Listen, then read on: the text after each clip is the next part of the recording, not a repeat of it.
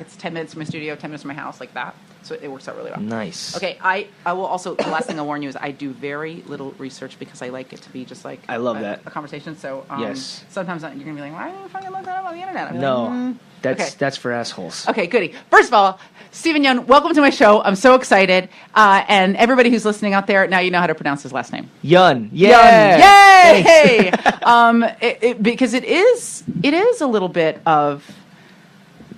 Looking at it, it's like an odd spelling. Oh, I mean, you know what it is? I think it has a lot to do with the exoticness of maybe my race on occasion.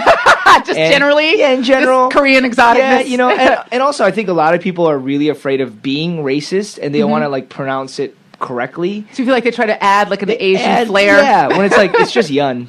It's pronounced phonetically Yeun. Yeah. Yuen, I think. Yeah, they go Yuen, or sometimes they go Wen, or sometimes, and I, you know, my... They make you Vietnamese? Nguyen? Yeah, exactly. My Comcast bill says Steven Wen, spelled WyEWN.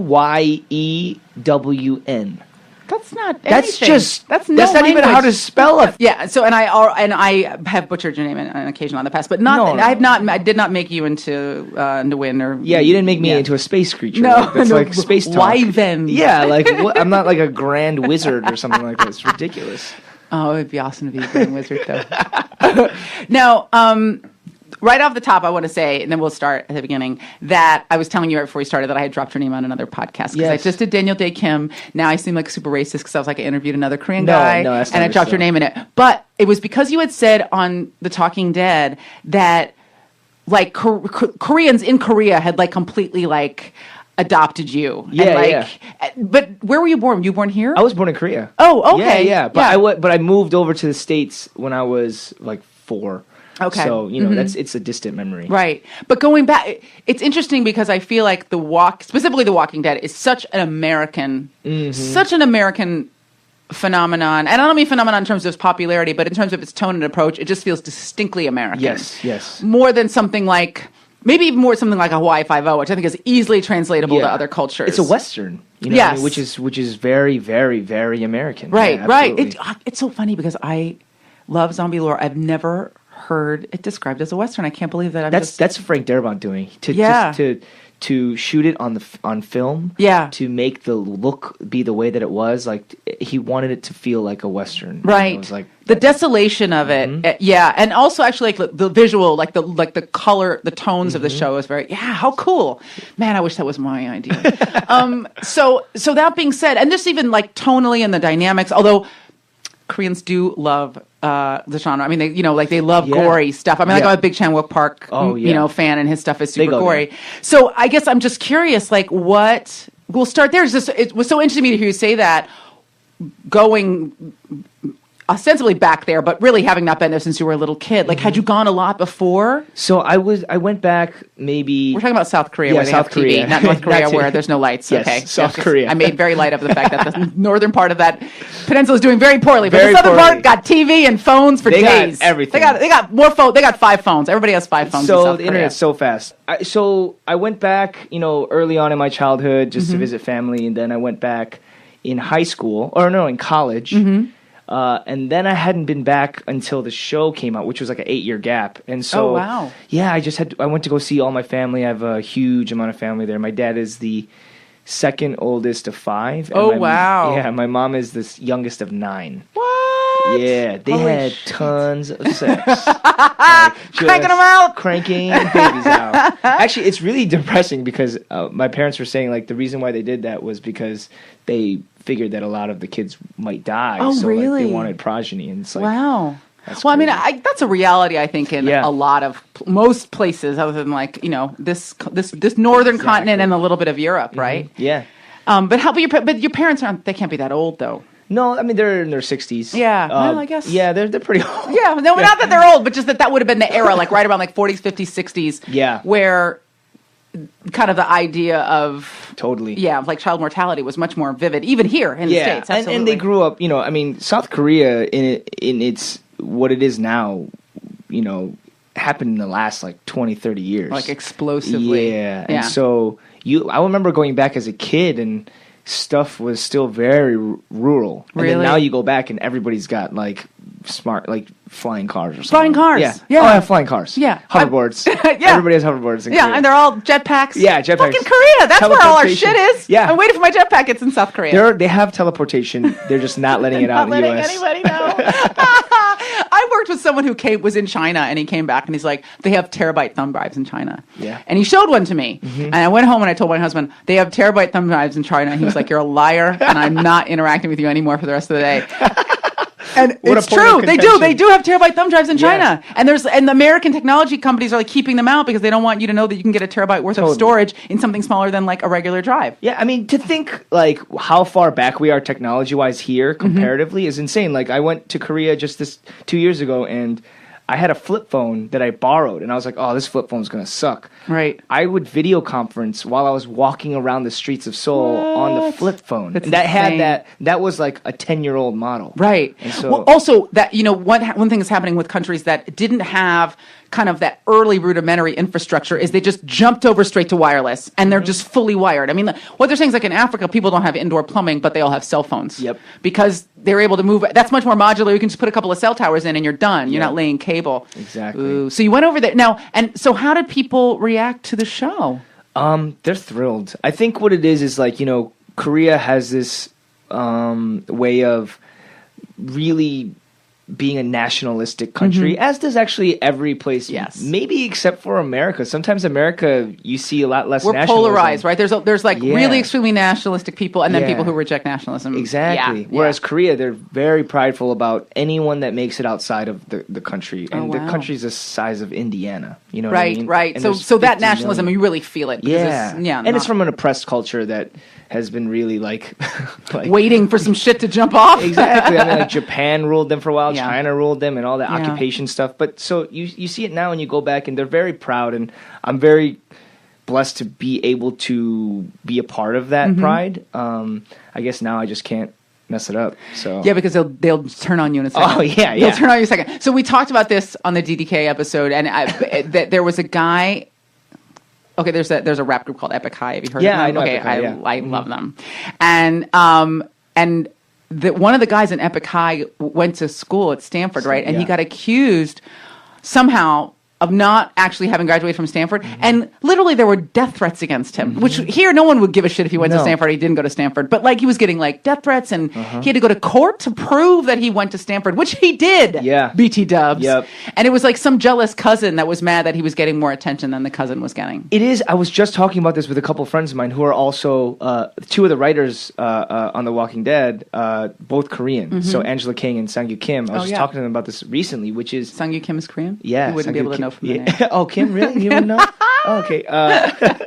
But we were talking about like how the pride comes from when it's an extension of the whole. Right. So if the pride, if it's that it's someone that is trailblazing or someone that is getting recognition in an area that they're not commonly accustomed to, then it's like we'll take that on and it's amazing, and that's fair. Right. But when it comes to within the whole, and your success is rising above another, Right. you have to play it safe and be justified the entire way. Otherwise, it's like, why do you get to come up when I don't get to come up?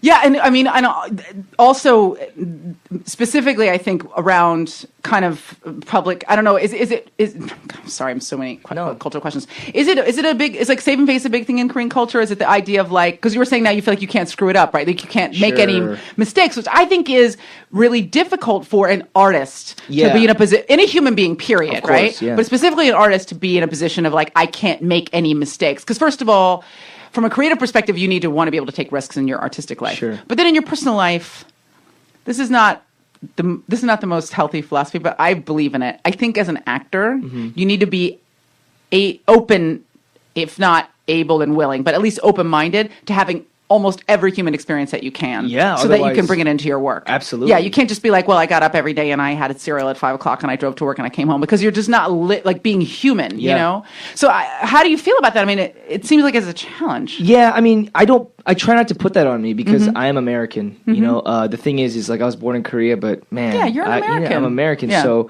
for me, I have a lot of pride in being Korean, and I have a lot of pride in being Asian American, but I work within the confines of my reality, which is America. Right. And Korea, if they like what I do, that's awesome. And I want to support Korea, and I want for them to support me, and that'd be great. But if it comes at a cost of my own liberal freedom to kind of express myself how I want, then that might be a point of contention. Yeah. But I think with the generation as it grows in Korea, it's getting more and more. They're more exposed to the West, and the youth culture there is international, absolutely, so different. Absolutely. Yeah. I mean, like, it is not my parents' Korea, right? And it's really crazy because that's another discussion about how crazy it is for my immigrant parents, because they left in 1988 and they're stuck in 1988 because they're in stasis, because they don't know how Korea has progressed over time, and they're just stuck there. So their sense of their own culture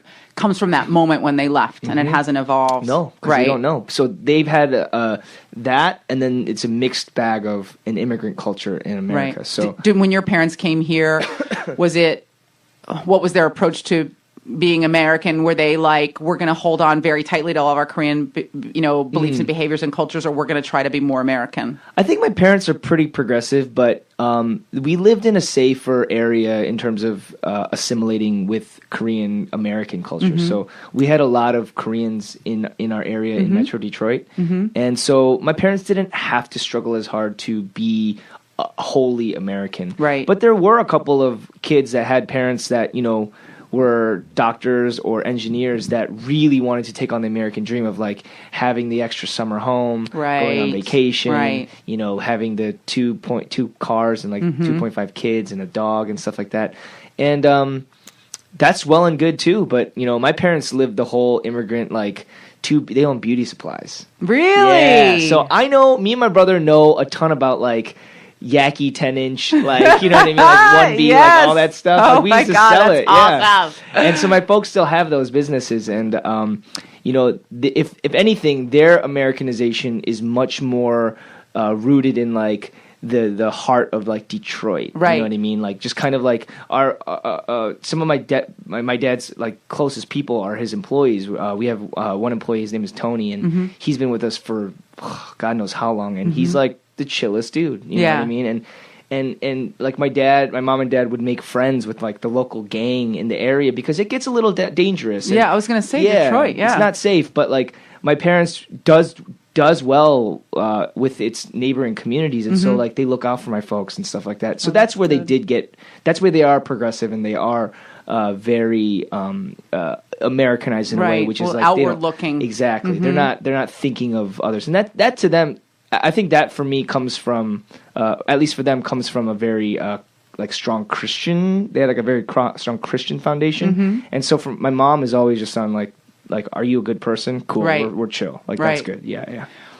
Did they bring that tradition from Korea, or did they become more religious when they came to the States? They became religious, like, right, like, 2 years after I was born, and then they moved to the States. Yeah. But did it drive their move? I don't know. I don't know why we moved, because my dad had a great job. He was an architect. And wow. Yeah. And then he came here and he had to open a beauty supply? Yeah, like, we came here and we literally went from, like, regular suburban chillin' life to, like, rags. Like, we had nothing. Wow. And so we were just, like, eating pizza every day and stuff like that. Yeah. You know what I mean? And so they risked a lot, and so now I'm wondering, like, what have they not told me? Like, did they commit some sort of murder? Fleeing in the middle of the night. Yeah. Like, my parents are, like, secret spies or something like that. Tell me what it was like growing up in Detroit. I mean, you said you grew up in a predominantly Korean. Okay, yeah. So you weren't at, like, I wasn't in, like, 8 Mile, but I mean, I would go to visit, you know. But we grew up in, like, hoity-toity suburbs of Troy, Michigan. It's so funny because I don't think anybody would ever use the word hoity-toity and Detroit in the same sentence. But everybody has an idea of Detroit that is both better and worse than what it's really like there. Right. You know? I mean, Detroit, you go to the bad parts, and they're pretty damn bad. Yeah. It's bad. Yeah. And it has to do with the socioeconomic situation. Yeah. You know, I mean, like, and everybody who can flee has fled. Yeah. And then what you have is people who can't get out, who don't have resources to get out. Exactly. And there's just no way to change things. Then there's no support system to even live there. Right. So they're literally struggling because it's there are all no based stores. on The there's cops corner don't come shops. when you call them. Exactly. And so it's just a mess. It's a mess, and it's slowly changing. And I love Detroit because I think what you can't. The silver lining with how bad it is over there is that you get people with heart, like really good people with heart, and you meet people from Detroit in the Midwest, and you can't replicate that, you know, because like you need to have that type of suffering to like you need to understand, have grit. Yeah, and it's such a great thing that, you know, extends like you ask anybody from Detroit, and I'll be honest, like they go, if you said to them like, hey, would you want to go back there and live in the city? They might say yes, but they'll probably be like, I'm comfortable where I am. but they go, do you have pride for your city? And they will drop dead for their city, you know. And we have so much pride for our sports team, so much to the fact that, you know, you see like you know, the Lakers winning all the time, and you're like, that's great for you guys, but you guys live in LA. I don't feel anything about the Lakers. Yeah, like you guys live in LA, like and they're like decorative. Exactly, and if they win, it's like, wow, great, cool, stack it on with the others. Yeah, totally. If Detroit wins a championship, that boosts the economy of the city. Wow, you know what I mean? And it boosts the mood of the people because that's what we have to hold on to. And I remember when the Pistons won in 2007, me and my friends freaked out, and we took our couch outside and burned it on fire. We lit it on fire. You know what I mean? I was like, that was not the thing that you thought was going to happen. Like, yeah, but it does seem appropriate for Detroit. Yeah, we were just like, what do we do, guys? Let's just light this. Let's just shit on fire. And my brother was at that game. Oh wow! And he called me, and he was like, I cried because it's just such an emotional experience of like all these people who are like. They have to go home, and they have to go to their 9 to 5, and their 9 to 5 sometimes isn't that great. Yeah. And they have this one moment where a city comes together to be behind a team that represents them, and it's represented by people not like a flashy superstar, but like just a team, and like everybody plays their role, just like Detroit does. And they won, and they beat LA of all people, the people that had the flashiest, right? The money, and everything. Ballers, and so absolutely. It's like that gives me chills even talking about it. It's like that's the greatest thing. I love it. And then you set your couch on fire. Yeah, it's the logical next step. Why wouldn't it be? If there had been a car, we would have flipped it over. Yeah, we didn't have a car, totally. We used the couch. It doesn't bode well for our image, but it's fine. Yeah, it's good. It's absolutely contextually appropriate. Yeah. When you were coming up, so, you know, I mean, obviously your parents came here, I'm assuming, because of the reason that most immigrant families come to the United States. They want to give their family a better life, better opportunities and everything like that. What did your parents want you to do when you were growing up? Well, they wanted me to be the quintessential doctor or lawyer. Yeah. And, you know, they wanted me to be a doctor really bad because our family doesn't have any doctors. Our family's huge, but everyone's in business. So my cousins are all iBankers or hedge fund guys, and they all are very successful. My one cousin, who is like the cousin, he's like the cousin, the golden boy. Yeah. And he is right now I think he's the president or like general controller of Nike China. Wow, that's huge. Yeah, he's like running Nike because China. Nike is essential. Nike China is Nike. Yeah, at this point, so he's running Nike China, and so it's like, cool, man. Like, I tried, but I couldn't even catch up. There's no way. Like every time, like I got a show, and that's really great, and like they're really happy. Then as soon as that happened, he got made like general controller. It's like, all right.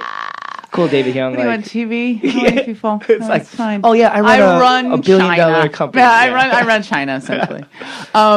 Yeah, fucking cousin. So yeah, they wanted me to be a doctor. And, yeah. I didn't give it to them. Yeah, well, you know, you got to do what you have to do. You have to do. Yeah. You have how many siblings? Just one. Oh, just your brother. Yeah, my younger brother. Were you on an intellectual, like, were you always on an intellectual path, like, or did you always want to be an actor? I was always just a mischievous kid. Like I wasn't a bad student, but I was a very lazy student. The type of kid that would never study for a test and then somehow pull out like a B+ or something like that, you know, or like. I don't think I read a single book in high school. Wow, that's impressive. Yeah, I don't, and I just, as in like a book report. I'm saying, I mean, like incredible evasive maneuvers that you could get out of all of high school without reading and not flunk out. Exactly, but it's super shitty because I hope my kids are never like me because all I did was I just looked up Cliff Notes and then I would like summarize the book and then write my own overly verbose like BS version of a script of a paper, and they were like, wow, these are good words that you're using, and they just give me like a B or an A, you know? And I basically coasted. And I think the kids that struggle most in school are the ones that are behind and the ones that are ahead. Because if you realize like I don't need to invest that much energy to win. Yeah.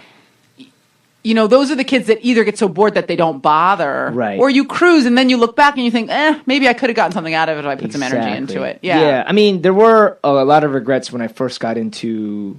Actually, somehow I made it into the college I wanted to get into. Where'd you go? I went to Kalamazoo College. It's like this small private like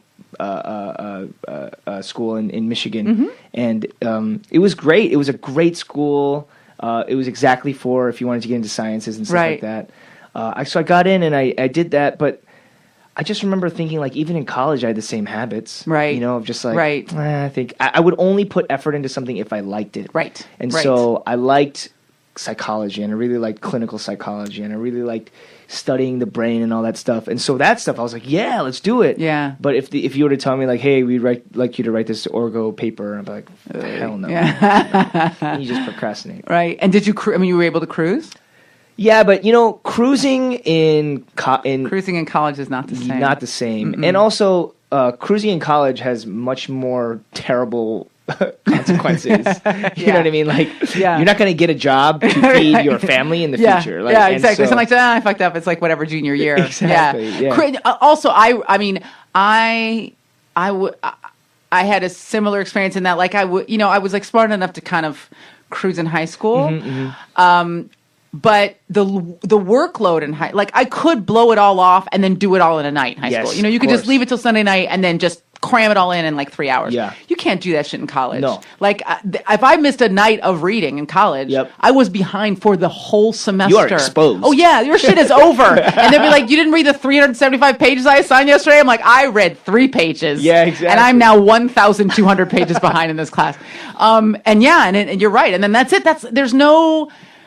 College is kind of like your last chance to like academically rewrite your history. You know what I mean? You get to start over from scratch, and however you fucked up in high school is gone. But then college is like that's the permanent record right there. Absolutely. You know what though? Unless you become an actor, and then exactly. That's like a bunch of BS. Yeah. But I mean, the thing that I can take from college, and this seems to be a running trend, is that college teaches you how to learn, and some people have to go within the system of like go to college, send out your resume, get a job, and or get an internship, and then move up. Right. And I think you realize like all these master's programs and doctorate programs are kind of like, if you think about that, it's like, what was the point of learning all this stuff in college? Like, if you're just going to teach it to me, and then even then, after you teach me how to be a doctor with all the knowledge, I still have to go on rotation to figure out actually how to be a doctor, because you don't learn anything until you're on the job.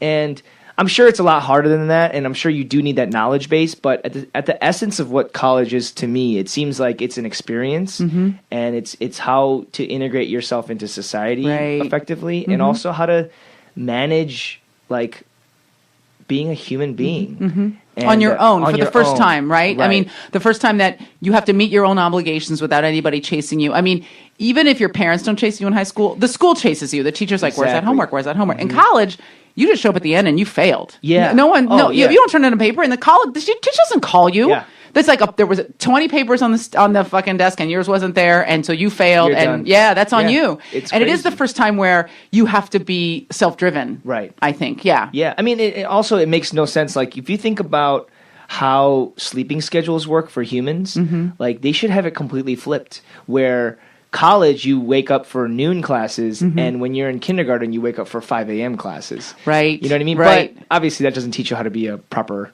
person in society. Yeah, totally. But like that's what I remember how tired I was in high school. And I'm like, why am I up at 7 o'clock? My baby brother is like chilling right now, and he has to go freak out, play with clay for like 5 minutes. Like I have to let me sleep. You know? Yeah. And I think actually teenagers are like chronically exhausted. Like, oh yeah. Right. Whatever their kind of nocturnal cyclical patterns are teenagers need like 14 hours of sleep or something like that. And now with the invention, when I was coming up, there was like the whole I am bang boom came up, and it's like you're just on the internet chatting with your friends for hours. And it's not dumb because you're interacting with people. Yeah, it's I remember I lost a lot of sleeping. Yeah, due to that, you had to I am, and you had to flirt. You had to say stuff like, "Hey, if you could rank the 5 guys of our friends, like who's the cutest guys that you like?" And then I would rank the girls, and then obviously you have to put the girl that you're talking to in the whatever. in the list. And then you revise that list depending on what girl you're talking to. Yeah, so I was like,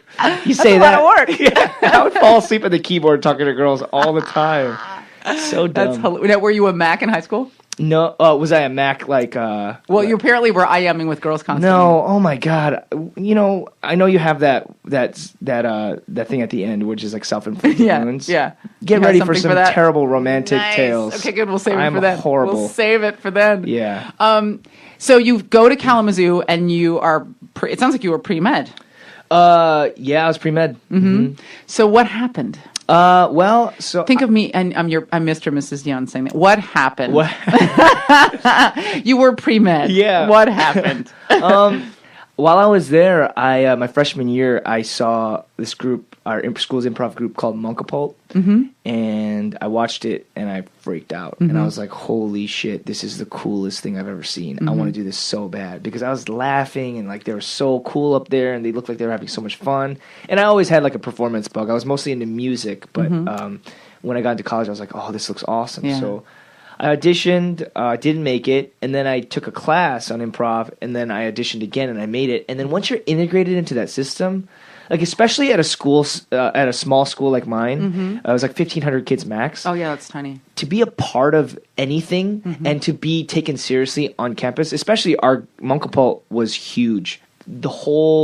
We would sell out shows every single time we'd have a show. Yeah. And so you're like a rock star there, Yeah. And it's like, I want to do that. Yeah, totally. And I remember making it, and I was so ecstatic, and we did that. I did that for the 4 years I was there, and I got into plays, and I did all that stuff just on the side. And my folks would come out to see, but they were like, well, okay. And my mom took me aside one time. I did this one play called Balm and Gilead, and I played Javier, the Colombian drug dealer. Nice. And she was like, I was like, "Oh, Ma, how did I do?" She's like, "Okay."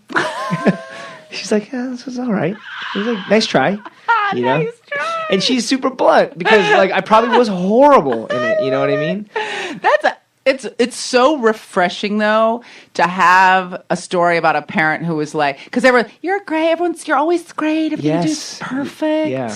No, they were for like effort. She was like, yeah, it's all right. My parents are still like that. Really? Like, yeah, I mean like even my dad, he called me and he saw this last week's episode, and I guess he really liked one of the scenes that happened, the Herschel and Glenn scene where he asked for Maggie's hand in marriage, and my dad was like, "You did a good job. That I did not know you could do that."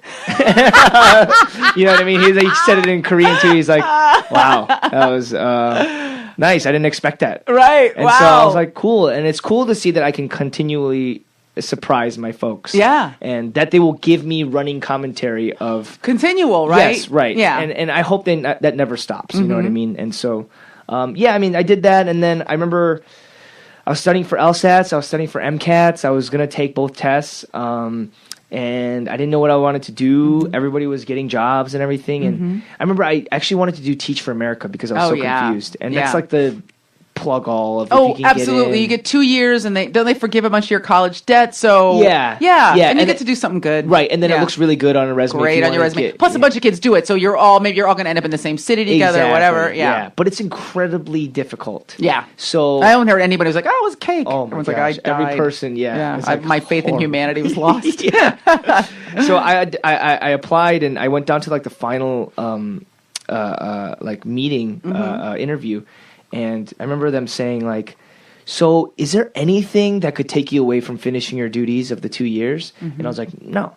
I mean, except, like, if I don't know, like, became an actor, like, made it on a show or something." And I was totally joking. Hilarious. Totally joking. Right. And her face just turned off. She was really? Like, "Oh, okay." And I thought I nailed that interview, and I walked out and I got no letter. I got denied. You got dinged. Wow. Yeah. And my friend Ellie, who was like the controller of, like, he was a student like representative of Feature America at that time. He was like, dude, that was like the easiest question. You just say no. No, yeah. That's all you have to do. You say no. And then shit happens down the line. You leave. Yeah, yeah. You just say no. And I was like, I'm sorry, man. I just couldn't, like, it was a joke, but I was just kind of saying it. Right. And thank God I said no, because I didn't, seriously. You know what I mean? And then right afterwards, I asked my parents, I was like, can I move to Chicago for a couple of years, try improv? And they said reluctantly yes. And since then, it was just kind of like every year something happened. So were you doing Second City? So I got to tour. And, it was a really... That was for me, this whole experience and this whole thing that's kind of come my way in my life is very, to me, a blessing. I don't know how anybody else takes their careers or whatever, but for me, like, with my upbringing and a very Christian upbringing, like, I'm very spiritual in that way. And so for me, I kind of look at it as like it's not necessarily mine. It's not completely to do with me. And I've been very blessed to have whatever skill set I have, and very blessed to have the afforded the opportunities that I've had. But if I tell you how all this came about, like the little things that happened, it's bonkers. I remember moving to Chicago, and every step of the way, my parents were like, you can't move to Chicago unless you have a job. And so I go, okay. So I called this company, and they're like, sure, you can have a job. And then I quit within 3 months because I hated it. But that got me there. So my parents, and then I would ask a couple of my colleagues who were already there at Chicago, I was like, how long does it take to get an agent? They're like, oh, you're not going to get an agent for 2 to 3 years. It's not possible. It's it's so hard. And I remember I got there, in the first 6 months, I went to this panel that had all the reps in agencies in Chicago. And after the panel was done, everyone rushed the stage to give them their headshots. And so for me, I hung back because I was like, how am I going to get anything fight through that scrum? It's like, this is stupid. So I was about to leave, but they turned off the house lights and turned up they turned off the stage lights and turned up the house lights. And it went off like one of those, like, just lamps. Yeah. One of the lamps went boom right over my head. And Vanessa Lanier, who works at Grossman Jack Talent, she's the head voiceover person there. She points over to me and she goes, you wait right there. And I go, me? She walks up to me. She goes, give me your headshot. I'm going to call you tomorrow. I was like, what? And so she called me tomorrow, and I got signed. And it was insane. And That's crazy. Right. And then so that happened. And then I was taking classes at Second City, and I would say, how do you get onto touring company? How do you get onto touring company? And people would say, oh, it's impossible. Nobody ever makes it on their first audition. Nobody ever makes it on their second audition. People don't make it for years. Yeah. And I was like, oh, okay, well, if that's the case, I'm just going to do the audition and have fun. Yeah. I went in, and it's surrounded by a bunch of my peers who I respect. Yeah. And I put them up on a huge pedestal. It's like most amazing improvisers, and still to this day, in my mind, like the funniest people I've ever known. Yeah. And they're all there with me in the audition, so I'm shitting bricks. Right. I'm like, what am I doing here? Yeah. And I go in there, and my improv audition goes all right. It does well enough to kind of get me to the next stage. And then we had this scene that we had to do, and I remember I did the scene, and it was a Steve Carell scene. And it was just perfect for me. Yeah. It was just... You knew what... I knew exactly what he was doing. Every ... every single sigh or whatever he wrote in there, I was like, I know exactly what to do with this. And I remember I was talking to, like, Ann Libra, who runs the training program over there and does all that stuff over there. And she was like, you had a really good audition. And that's not to say I was the best candidate, but I guess I shined in that one moment. Right. And so I got a call the next day being like, we're shortlisting you, which means you are on the docket of, like, people that we really like, that we want to put in. And so over the course of like a year and a half, I got put on a boat to do a boat for a little bit, and then I started understudying for touring company. Wow. And that was insane to me because I was like, where is my weight? You know? And I was very thrilled. Yeah. But then what happened in 2009 was I was touring for a little bit, and I woke up that year and I was like, I think I'm supposed to leave. Because every single year my parents would be like, why don't you just give it one full shot in LA, and then just, if it doesn't work, go back to school. Right. And I was like, there's still stuff to do in Chicago. I don't think I'm supposed to leave. 2009, I wake up and I just had this gut feeling, and I go, I'm supposed to leave. And so I told everyone. I told Second City. I told all my friends. I told everybody I knew. I was like, I'm leaving by the end of the year. And so I couldn't back out. Right. And so you painted yourself into that corner on purpose. Totally. Yeah. And I remember sitting down at Second City and talking with the people there, and they're like, okay, if you want to leave, I mean, you could still do stuff here, but that's your loss. Right. And I was like, okay. And I was just fully prepared to go. And I left. And I got to LA, and I was terrified. Terrified. Yeah. And I remember my first audition. I came out with a manager, and my first audition was for NCIS. And I walked in, and I got called back, which I was super excited about. The callback, my hand is rattling that paper so hard, and I have 2 scenes to do. I do the first scene, and they go, "Thank you very much. I think we're good." Oh my God. And I was so depressed. I go back home. And I was like, what do I do? Also, that nervousness is the worst because it's uncontrollable. Yeah, it's not even a part of you. Yeah, no, it has nothing to do with you. It has nothing to do with your thought process, or you can be saying 1,000 things to yourself in your head. I'm prepared. I know this. Whatever. It doesn't matter. No matter what is happening intellectually, your body is having a totally different experience, and you cannot do anything about it. Absolutely. Yeah. It's like when you're playing sports and you're like, why isn't my body doing what I'm telling it to do? Yeah, exactly. No sense. Why am I not flying through the air and dunking this exactly. ball? But no, I know it, and I've had those things where, like, I had an audition once where it was like kind of an intimate, not sexual, but like a kind of a close conversation and with the reader, and my face started to twitch. Oh yeah, like you could feel that too. Yeah, and it was. I mean, it wasn't little. It wasn't subtle. It wasn't like you had to look closely to see that my lip was like. I mean, there was nothing to be done. I was just like, that's the end of this audition. This audition is over because no matter how good my acting is, everyone's gonna be like, her face exploded. Yeah. She had a seizure. She had a seizure. She was having a stroke. We didn't know what to do. We threw her out and advised her to go to the hospital. But and your head, you're like, stop. You can't. And there's nothing. Yeah. And what stinks though is that like. That's the hardest part of the job. Honestly, like actually doing the work because you're so free. Is so because you fun. have the job at that point. Yeah. And I hope casting directors could know that, but how can they? No, they can't. They can't know that you won't be a total crazy ass on set. It's interesting. I know a few casting directors personally, and what I have, and then there's some of them that are fucking assholes, like, and not just like accidental assholes, but like legitimately terrible people. Eat during your audition, answer the phone during an audition, are manipulative or cruel or failed actors, whatever it is that they've got going on. And then there are some that are brilliant, and they want you to win. They really want you to win, and they know what you can do, and they'll give you all the room to do it. They'll let you read 5 times. They'll let you go out of the room and come back. Whatever it is, they're like, I've seen this person do something transcendent, and I'm going to give them every shot to do that again. Right. And then there are the people in the middle who are just, they have a job to do. They're churning it out. And they're churning it out, and they may also be as kind of smart and brave as the people at the top, but they don't have the liberty either because of time, or they're like, look, I've got to make myself look good. I got to bring my director 10 great people. And if I'm worried you might shit the bed in the room later, I'm not even going to take a chance on you because it's a risk for me as well. Because it's a business. Yeah, it is. That's where, It's crazy. It is crazy. I'm so bad at auditioning. It's not even funny. God, I hate that. So bad.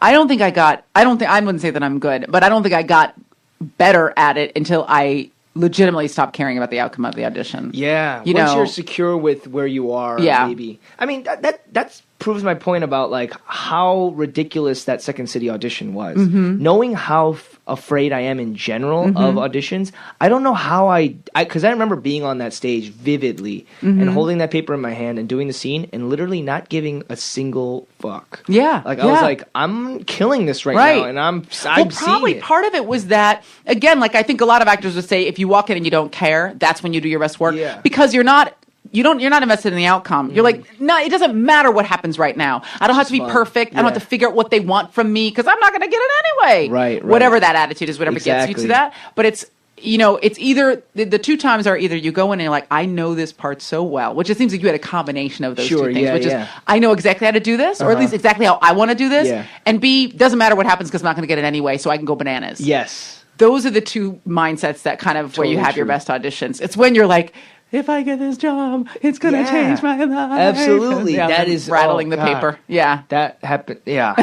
I've had so many. So many times. I hate auditioning. They're the worst. And it's it's funny, you start working and then you never don't audition. I mean, unfortunately, like everybody auditions no matter how, 5 guys don't audition. Yeah, right. I remember when they were looking for Man on the Moon and it was like everybody wanted that. You remember it was like Johnny, like it was the Andy Kaufman story. So it was like Johnny Depp and Jim Carrey and Brad Pitt. Everybody wanted that role. Sam Rockwell. And they all had to send in tape.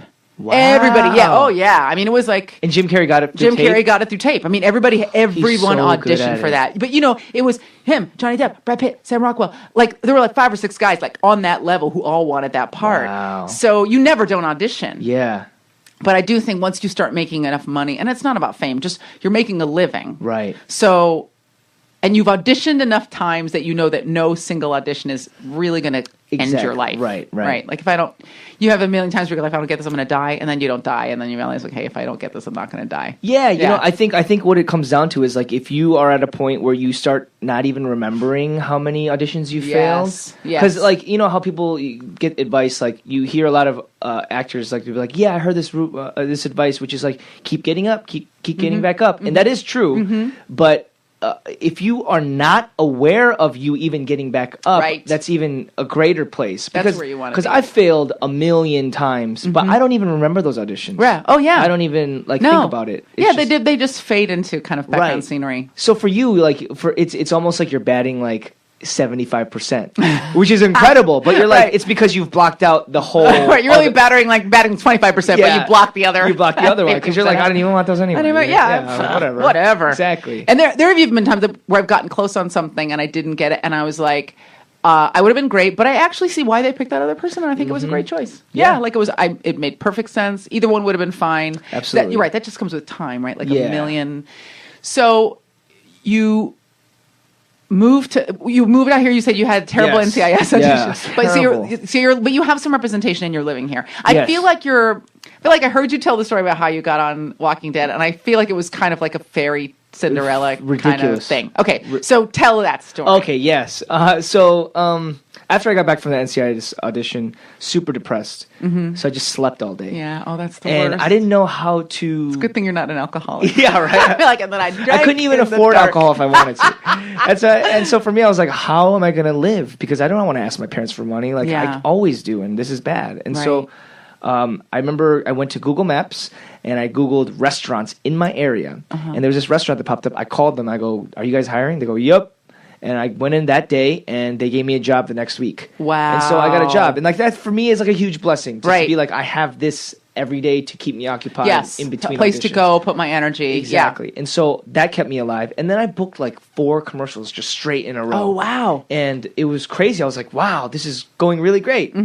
And then the turn of the new year came, so it was my first pilot season there, and I auditioned for my first pilot, and I didn't have any theatrical representation. I just had my manager. And he got me into this ABC audition, and I went to test for it. I got to test. Wow. Yeah, it was nuts. And so they were like, hey, you're going to get paid this much because they're doing your contract. Fucking tests. They're the worst. Hate they're the worst. Hate them. Because they entice you. You're already naked and in bed with this person, and you haven't even met yet. You know what I mean? It's like that. And we talked about it a little bit on the show, but for people who don't know, there's this process where they winnow it down to like the top 3 or 4 candidates for a job. And then before they show you to the network, they make you sign a contract so that if they pick you, you can't then go back and renegotiate for more money. Like, well, now you want me, now I want this. Right. So there's this huge negotiation process before you even audition, your final audition, where you're talking about how much money you're going to make, not just in your first year, but in your 5th year, what your bumps are going to be, what your trailer's going to look like. And you don't even have the job. And so in your head,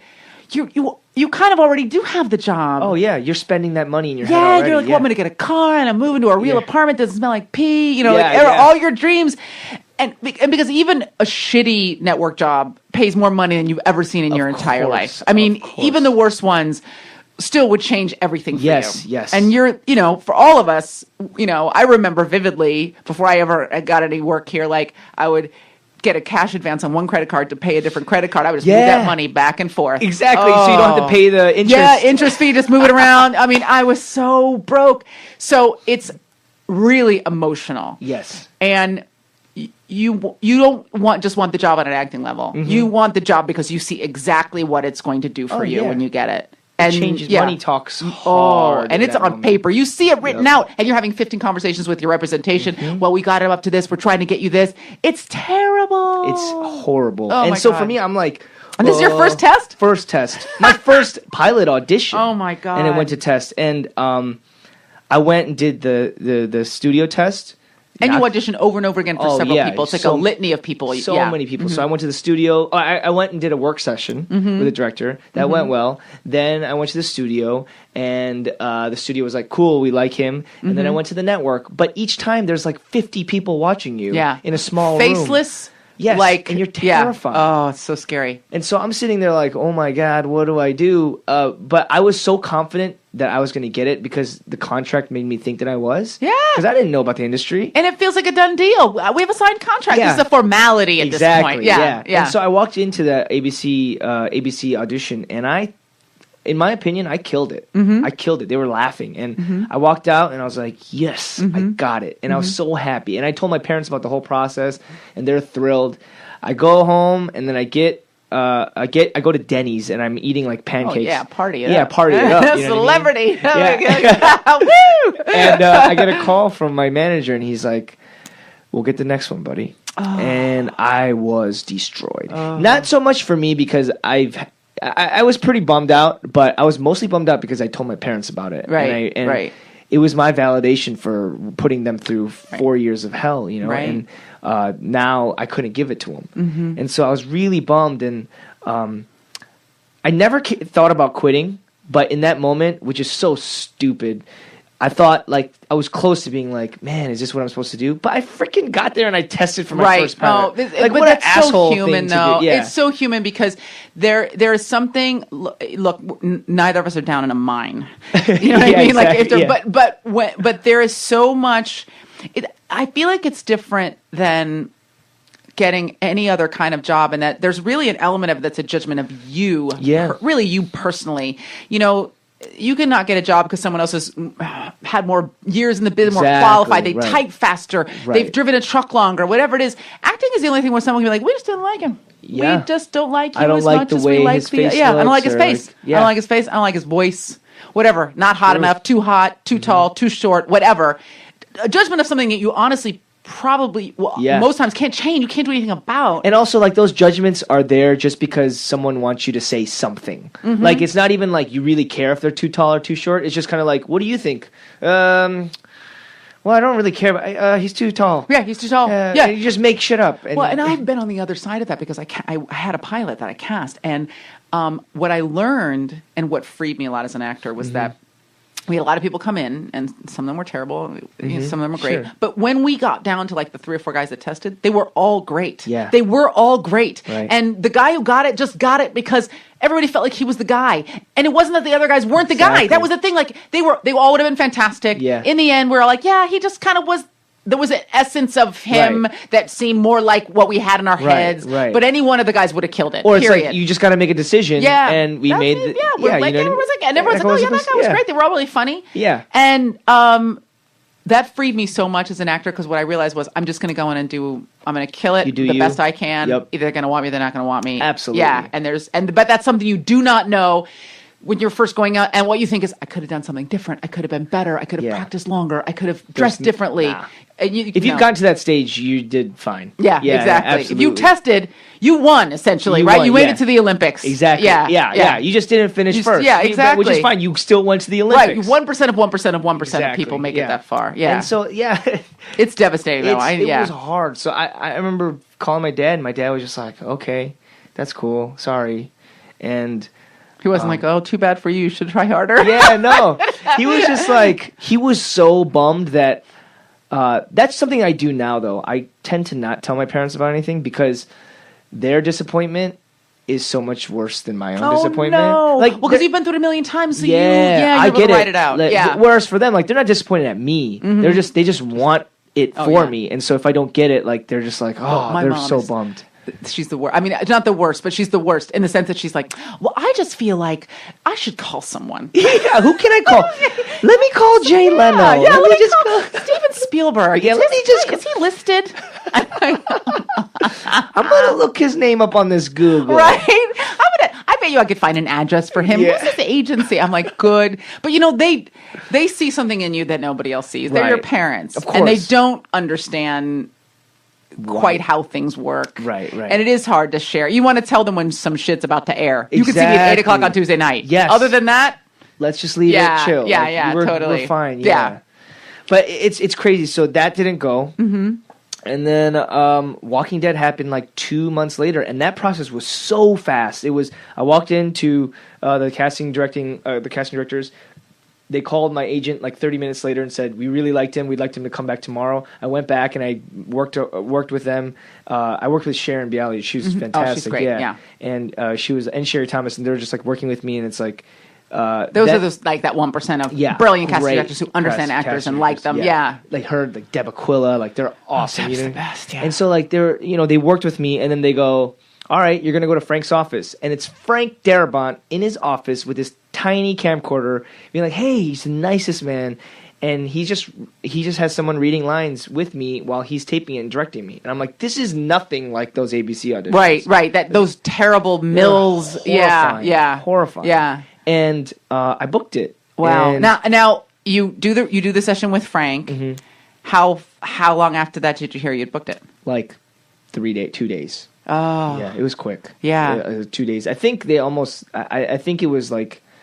Yeah, I don't know. I guess the audition went well. Yeah. And they booked me, and it's nuts because obviously you know this, but people don't know this, which is like, if I would have booked that pilot, the ABC pilot, I would not have been able to audition for Walking Dead. You would, even if because I'm saying, so pilot season happens like January to like April, and then they announce shows in May, but they have an option on you essentially through the end of the year, even if the show didn't get picked up. So they could just hold on to you even if the show wasn't going to go, and you wouldn't have been able to go out for anything else. Or you maybe could have gone out for Walking Dead and they would have had to put them in second position, and Walking Dead would have been like, we don't want him. Second position is when essentially a show can use you unless the other show needs you, and then they have to give you up. So you get cards stacked against you. Yeah, you know what I mean? so these things magically aligned. Mm-hmm. And ABC didn't even go past pilot, and Walking Dead is Walking Dead. The Walking Dead is the Walking Dead. I mean, I am so lucky. Oh, it's so great, really though. Crazy, yeah. It's the greatest story ever. Yeah, so that's why for me, like, I don't think, I don't want it to make it seem like, I'm putting myself down, because I'm not. It's pretty much just now I'm waiting to see, I've been afforded a very, very awesome opportunity, and it's like, how do I do this thing right? Like, what do I do with it? Right. What do, how do I make it better or make it for the betterment of something? Or well, I'll figure it out. I've yet to figure that out. The way that you're thinking, most people aren't thinking in those terms anyway. Well, know what I mean, they're just like bitches and cars. Bitches and cars. I'm gonna get some bitches and put them in a car. I'm gonna car full of bitches. So the fact that you're thinking in that way is you're already on the right path. We'll see. I might need to get a car full of bitches. Car full of bitches. Who doesn't want a car full of bitches? Yeah. I want one. I want a bitch in every seat. I'm gonna sit in one's lap while I drive. Now, I have 1,000. I am a Walking Dead super fan, so we have to do this now. Yes. We have to do this right now. The first thing I want to know is when you got the job, the series, had the show already been ordered to series? It had been 6 episode ordered for Which pilot. was that first that first season was 6 episodes, Yep. right? Because you come in just at the very end of the pilot. Voice, yeah. What scenes were you reading? I mean, I knew it was going to go, so you knew, like, did you know anything about your character's arc? Did you know how important Glenn was? Yes. Okay. I had read the comic before. Okay. So, before you auditioned? Yeah. So that's what was crazy to me was as I was auditioning, I was reading the script and I was like, this sounds familiar. And I was like, holy shit. It's the comic. Yeah. Yeah. And I wasn't like a crazy diehard fan. Yeah. But I had read the first 2 books of it. Yeah. The first 2 volumes, like, because I'm into comic books. Yeah. I was like, oh, this is great. Yeah. And I remember it. I remember during the audition, I was like, oh, shit, I need to read all of this now. Yeah, I need to know. I understand who So this, I got the compendium and I just read the whole thing. Yeah. But I was on a series, and I don't even know why I started reading the compendium, and I'm trying to think of what it was about. But I remember going and getting the compendium and like bringing it with me on set and like reading it between takes when we on turns and stuff, and finishing the compendium and then flipping the fuck out because I was like, how do I get the rest of the books? What do I do? Like I flipping the fuck out like because of the not just because it was so dark. So no, not that I'm dead inside. No, but I was like, because I think I by the time I finished 50, the books were up to like 80, and I was like, in Canada, and I was like, how do I get these? What am I I'm going to die. And I put on the internet, and then people were like, you can buy the Image app, and you can buy them all, and I bought them all, and I read them all. Wow. And, you know, the books are super dark for people who haven't read them. They're very dark. Darker than the show. Which is funny. If people just know the show and don't know the books, they think the show is dark, but the books are way darker. But what people love about the show, if they're able to articulate it properly, which some people aren't, but I can because I'm smart and thinky, is people just love these characters and need them to win so badly. Yeah. And one of the characters, I'm not going to spoil anything for people, but I am going to put a spoiler alert at the top of the show, and I'm going to put it on the internet.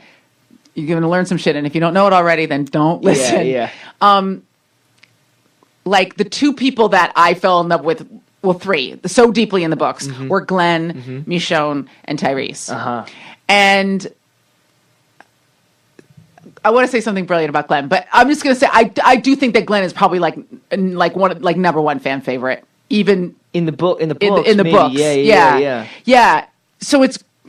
God, I'm just fanning out, and I'm not really asking you a question. No. I guess the first question I have, and then I'll go back to fanning out, is like, having read the books, did you feel, this is a TV question, it's not a podcast question, I apologize, it's not a very good question. Did you feel any pressure playing him? Oh, yeah.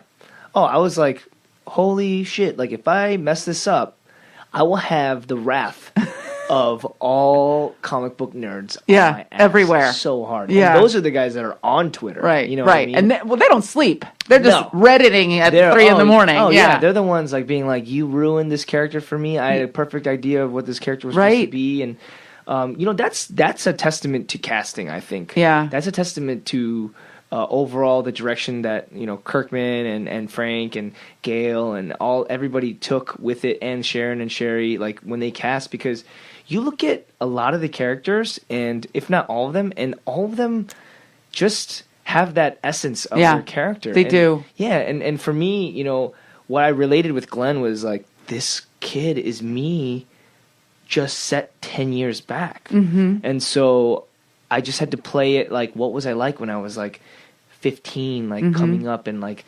really strong, bullheaded, but at the same time scared. Really wanting to be taken seriously, but at the same time like reluctant. And so that's what I played. And for them to give me the arc was awesome. Yeah. To slow play that build over the course of 3 seasons and have Glenn grow in this 3rd season was for me like, oh, Glenn's a badass now. Great blessing. Yeah. I mean, it's awesome because it's relatable, you know, and even, you know, I don't even want to get into political end of it in terms of being an Asian American, but it's like, I'm just glad that I can look the way I look and play the parts I play. And that's, and you know, it's, I don't know if I'm changing America or if the show's changing America, but it's helping in terms of being like, oh, hey, look I can see an Asian guy and I can relate to him even though I'm not Asian. Right. Because he's American and I'm American. Right. And that is like the coolest thing to me. That's fucking rad. It is. It's fucking rad. It is. And, you know, I think it's new. You know, this is the last time I'm going to draw parallels to another actor, but when I was talking to Daniel Day Kim, one of the things we were talking about was that Asian characters, especially the men, tend to A, be marginalized and B, be desexualized. Sure, yeah. And that Glenn and Maggie are like the only sexy couple on the show, but they're crazy hot. Like, you got that awesome sex scene the other day, which was so great. And you just never see that. It's always the Asian guys, like the analyst or the lab technician or the business guy. And that it is unique. It really is unique right now, you know, that Glenn's character is uniquely American, really fully formed and complex, that relationship is really satisfying.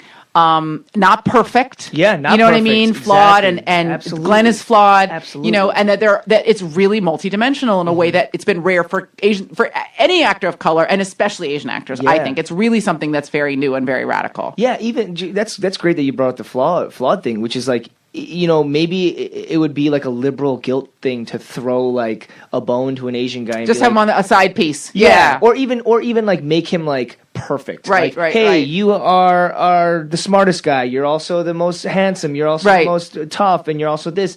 And he has no human heart about him. Right. Like he has no like he makes no mistakes. I think that would have been not just the same, but very akin to just making him a thing. Like he's an object. Yes. He's just yes. a shadowy concept. figure. Yeah. Yes. Yeah. And what's great is like, you know, I was when I first started doing the show, like I remember I would search tweets, and you search on Twitter, you search like Asian Walking Dead, or you search Right. like even like Chink Walking Dead. Oh, Jesus. And it comes up. Yeah. It comes up a lot in the first season. At least they could get their Asian slur right. Yeah, right. Like exactly, good because right. Yeah. Exactly. At least. Yeah, at least. And the first season, tons, and that's how bad the status of like perception in American media was. Like for them, they're like, oh, I just that's what I call them. Like, Right. That's Like what you're not even really trying to be racist. Like, They're oh, not I even like trying to the be chink racist. I like the chink on the Walking Exactly, Dead. yeah. I was like, God. holy shit. And I wasn't surprised. I Right. actually expected that. Yeah. Second season, drastically lower. More people calling him Glenn. Third season, you'll be Glenn. hard pressed to find Chink Walking Yeah. Dead. Maybe like the guy is actually. Well, there's a that one racist guy who's just an asshole. Yeah, he's from like lower New Jersey. Team He's just- Merle. Yeah.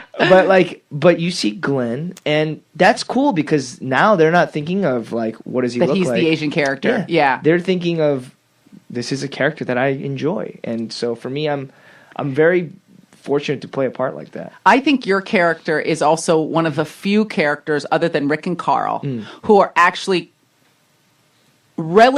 following a path relatively close to the dynamic in the books. Glenn's arc on the show has been much more dynamic, bigger, stronger, more intense, more complex than the books.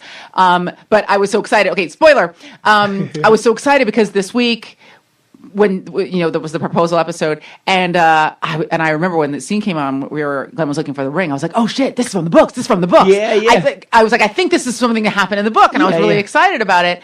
And it's still what's been great being someone who's read all the books and has watched the show is that the show is as satisfying as the books, but in totally different ways. You know what I mean? I don't feel like I'm watching what I read.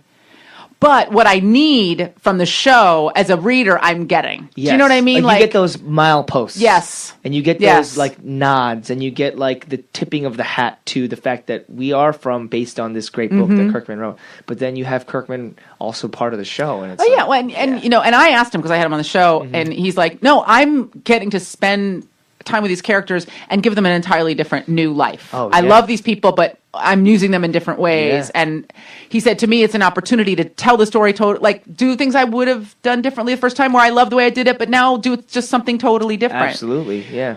Yeah, and I really think what's been so great is that the show is so bleak. But something I love about The Walking Dead, about the books and definitely about the show, and I say this all the time, I love post-apocalyptic fiction generally.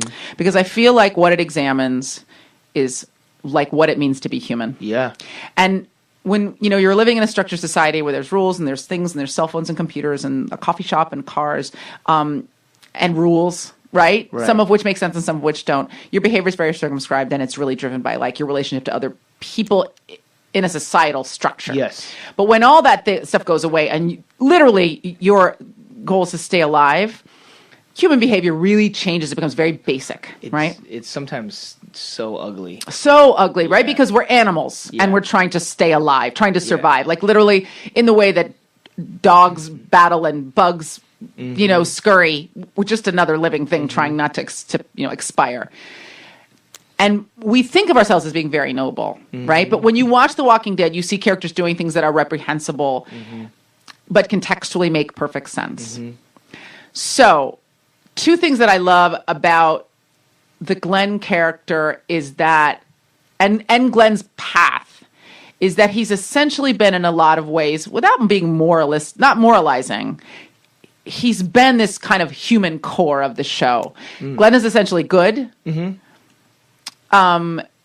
And he's also in love. Yes. So he's like preserving this like very delicate, this aspect of humanity that's really fragile. Yeah.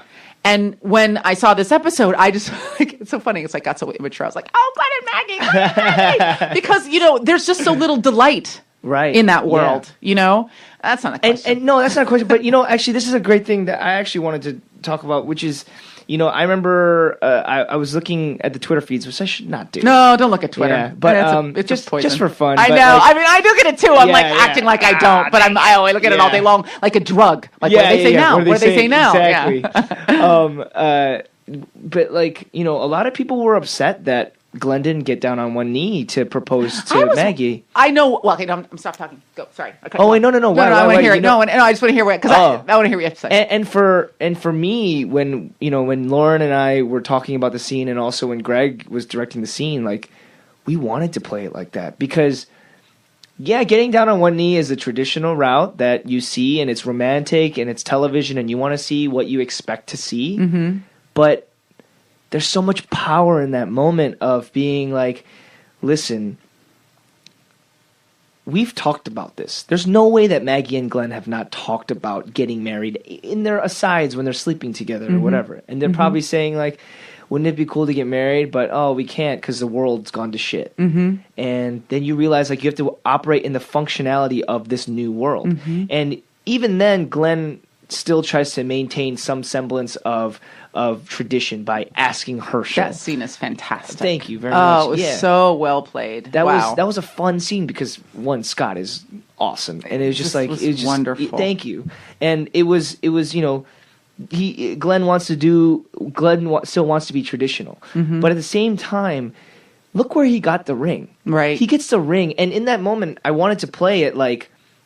I wanted that moment to sit, and I don't know if it's there if you watch it, but if you watch it, like, I wanted to play it like, thank you, Walker, for this ring. I'm trying to preserve this old world because this ring means nothing. Right. It really does. In this new world, it means nothing. There's no value to it. No, I mean, it's everything that imbues with value has to do with like current societal structure. Exactly. It's meaningless in a lot of ways, even now in this world. Right. You know what I mean? It's just like a marketing campaign from a diamond company to get you to spend money. Exactly. Yeah. Like it could just topple on itself. Right. The things that's necessary in The Walking Dead: food and protection and shelter. That's it. And he takes it and it's a moment of him being like, man, I just stole from this woman who's dead, but actually I'm lasting the legacy of the old world by maintaining this thing. And so when he goes up to Maggie and he puts that ring in her hand, she already knows what's in the hand. And there's no need for pomp and circumstance to get down on a knee and say, hey, I love you. I've loved you from the very moment. That would have been romantic, I'm sure. But I think it's much more powerful for them to be in that one moment and be joined together, because that's what Glenn and Maggie are. It's not, Glenn, let me protect you, Maggie. And because he learned that lesson already. It's, how do we fight in this world together? Yeah. And so it's a mutual understanding of, you and I are together, and this ring is merely a token of this one moment that we have together, and we're saying we are a one unit. And that's it, because right after that we got to go prepare to go to war, potentially to die. Exactly. And even if you guys weren't preparing to go to war, the sense that it could be you could be married for an hour or a day or a week, that's the reality, is that it could be tomorrow, it could be a month. We don't know how long we have. Yes. So pomp and circumstance doesn't mean anything. It's like, I love you, you love me, we're a team. Yes. And let's express that to each other, and then have as long as we can have together. Right. Yeah. And it was beautiful. Thank you. But it takes that explanation, which is not upsetting, but it's like you realize that, like, at the end of the day, like, as much as like we're trying to tell within the confines of this really dark reality, sometimes people just want to see their TVs. Yeah. They just want to see flickering shapes. You know what I mean? They just want to see, like, exactly, like, they want to see romance, and there's nothing wrong with that. But honestly, I bet if we would have played the scene, I'm down on one knee and I say something, there would have been a whole other contingent of people be like, that was corny. Right. Or people would have been like, how can you get out on your knees? Someone may be shooting at you. You pay attention. Yeah. The other scene I love between you guys was, this is my other really favorite scene was, guys came back from a raid, or maybe it was when you were clearing the prison, and you went into your room and you took off her shirt and she said, "What are you doing?" And you said, "I'm looking for scratches." Yeah. I just remember that being the best single moment of like the interior of a relationship. Being like, you know what I mean? Like just like two people caring for each other, like in a really pedestrian way. Yeah. That's really the interior of a relationship. You know what I mean? And I think that's part of, what's been so compelling about Maggie and Glenn is like, we are going to protect this tiny ember no matter how fucked up the world is, but we're not blind to who we are and what is in front of us. Absolutely. That was a scene that Glenn Mazzara added, and like what a perfect tone to that thing. And I think I actually like 5-backed a couple times and watched it twice or 3 times. Just it was, those little flickering moments, there's so little caring on the show too, and that's not the show, that's the world. I mean, Rick is a mess. He doesn't like. When's the last time he interacted with his baby? Oh man, I mean, he's a mess. He's a mess. But he's a mess in the books. I told Robert, I said, Book Rick is a dick. Yeah, Book Rick is a dick. Book Rick is a dick. TV Rick is a little bit more, befuddled, and now it seems like he's starting to get a sense of like he's starting to come around, which is great. But who wouldn't be crazy or a dick in those conditions? And so that's another reason why Glenn and Maggie have been to me like so compelling. Cool. But you can't turn them into a bride and groom figurine on top of a cake. No, I don't think. I think to pervert them by saying like they're the lasting bastion of hope and they're comically outside of the world that they live in, it doesn't make sense. No. Like you got to make them, you got to make them realistic to that moment, you know, which is like they live in shit. They're about to die. Every day they're about to die. Every day they wake up and they're like, this could be it. Thank God they got laid. That was so great. I was like, you better do some fucking before it's all over. Because I mean, that's the other thing. Like when you're human, there are just very few basic needs that you have. Right. And very few of those needs are being met in the prison. I mean, everybody's dirty, everybody's hungry, everybody's terrified. It's just nice for there to be moments of humanity in those spaces. Yes. Now, I'm going to ask you one more question about the show, and then we're going to move off of the show. But the question I have about the show, and then we'll get to Self-Inflicted Wounds, is there was a really funny thing on one of the Talking Deads, and it was about, I'm sure you saw it, it was a thing about going to work and in the South, and what a day is like what a week is like on set. And it was like Steven shows up on Monday, sweats gallons, collapses, shows up on Tuesday, drinks 17 Gatorades, collapses. It was something like that. So what is it like shooting that show? Just practically. Because it's all real. I mean, are you guys are there any sets at all? There's sets for the prison, but are they built, or is it like a location that they're built? Okay. At first they were gonna do actual prisons, but it would have been a camera nightmare. Right. Just you can't move walls and okay. But honestly, somehow they made it just as realistic, because the first time we shot when we were just clearing out the prison, they pumped the place full of like smoke and dust. Right. A whole gang of us got like really sick. Wow! So we're coughing up black, and sneezing up black for days. Oh my God! So it was like, hey man, you thought you guys were out of the clear? You were in the clear? Right. Finally, we're on a set. You're like, ooh, air conditioning. Here's some asbestos. Just to make it spicy. Yeah, you want some lead? Here's those all lead pipes. We brought in lead. We brought in some lead from outside. But it's I'll be honest. Like I think there's going to be a case study done on us maybe in like 10 years, and I don't know, maybe we'll all have gout or something. I don't know, something crazy, like we'll have boils on our cheeks or something, because it's bad. Like after every season, all of us get sick for about a month. Really? Yeah, because from exhaustion. You're exhausted and you're holding in a lot of tension and stress, and you're emoting so hard. And I remember I was talking to Denise Huth, who was one of our producers, and I was like, man, when are we going to get a moment to not cry? Right. Every second is insane. Yes. And it's because the seasons take place over the period of like a week or two. Right. You know, right. it's not like we're sitting there for months. Right. Because there would be time to show that we're right. chilling. Any leisure time of any Yes. kind. Yeah. So it's a compact situation that's happening, and so it's just shit after shit after shit after shit, and you're there doing that emotionally, and then you're also standing out in like 100-degree heat, sweating your ass off. We all lose at least 10 pounds every single time we're shooting. Wow. We go in a little plump, and then we all end like super super thin. lean. Yeah. And you know, it's that's what's great about it, though. It's that you put yourself through something like that with all your comrades. Everyone's so tight. Everyone is so wanting for this to be so good. And everyone's so supportive. And, you know, we complain as a cast like, oh, it's hard. And it is sometimes hard because we have to sprint. People think like when you see a episode where we're like running, you think that we're doing that once. Right. We're doing that like 18 times. Oh, yeah. And you have to you have to be conditioned enough to do it 18 Right. times. In the heat. In the heat. And hit your marks Hit your and marks. be in character. Exactly. And Yeah. not be bonkers Yeah. insane. But as much as we do have those days, the crew, I mean, that's way worse for them. they're top well, because to if you're bottom an every actor, day. you get to go like relax in the cool, and maybe there's a tent with some AC, or you get to sit in a car and Yes. someone brings you a glass of water. Yes. There's like some fat guy with his shorts falling down, and like, he's been out for 18 hours, literally about to die, literally on the verge of a heart attack. Yeah, And like they've gotten bitten by tons of ticks and like velvet ants. oh And Jesus shit, and it's Christ! Like, they're Did you get there. bitten by something on the show once? I got bit by a tick. Yeah, you found a tick I found a tick on me. on your junk. On my other guy, yeah.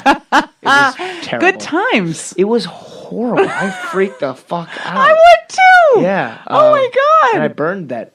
You didn't just kill him, right? You like made him suffer. I like let him run around for a little bit, and then I was like, "Oh, you think your life's good still? Like you're still alive? I'm gonna burn the shit out of you." You think you're just gonna run away with a mouthful of my blood? Yeah. Oh, you're done. Especially on my knob. Like, why would you go there? And There's so many things I could say right now that I'm terrible. just not gonna say. Terrible. But yeah, no, that's terrifying. That's terrifying. What was Yeah. terrifying was how good his grip was. Really? Like I could hold the tick by its body, right. and also hold me up. Oh Like, I could shit! puppeteer myself. So and that was happening. That was I just tried it out for a little bit. I was like, just to see, just to see, like, yeah. well, let's test out, Right. like, if I need to puppeteer. Yeah, I don't even need to report back on it later. Yeah. Like, here's my experiences. And if I ever need to enter puppetry of the penis sign, no. Wristwatch. Right. Wristwatch. Christmas bow. Christmas tree. Christmas tree. Their little pinchers get in, and Yeah. you're supposed to like twist them off. Yeah. Or did you get some advice from Well, somebody? people say you're supposed to burn them off, but you're not supposed to do that because if you do that, they might throw up back into you, which is disgusting. Oh, Jesus Yeah. Christ. And that's where the Lyme disease and stuff and the bacteria comes.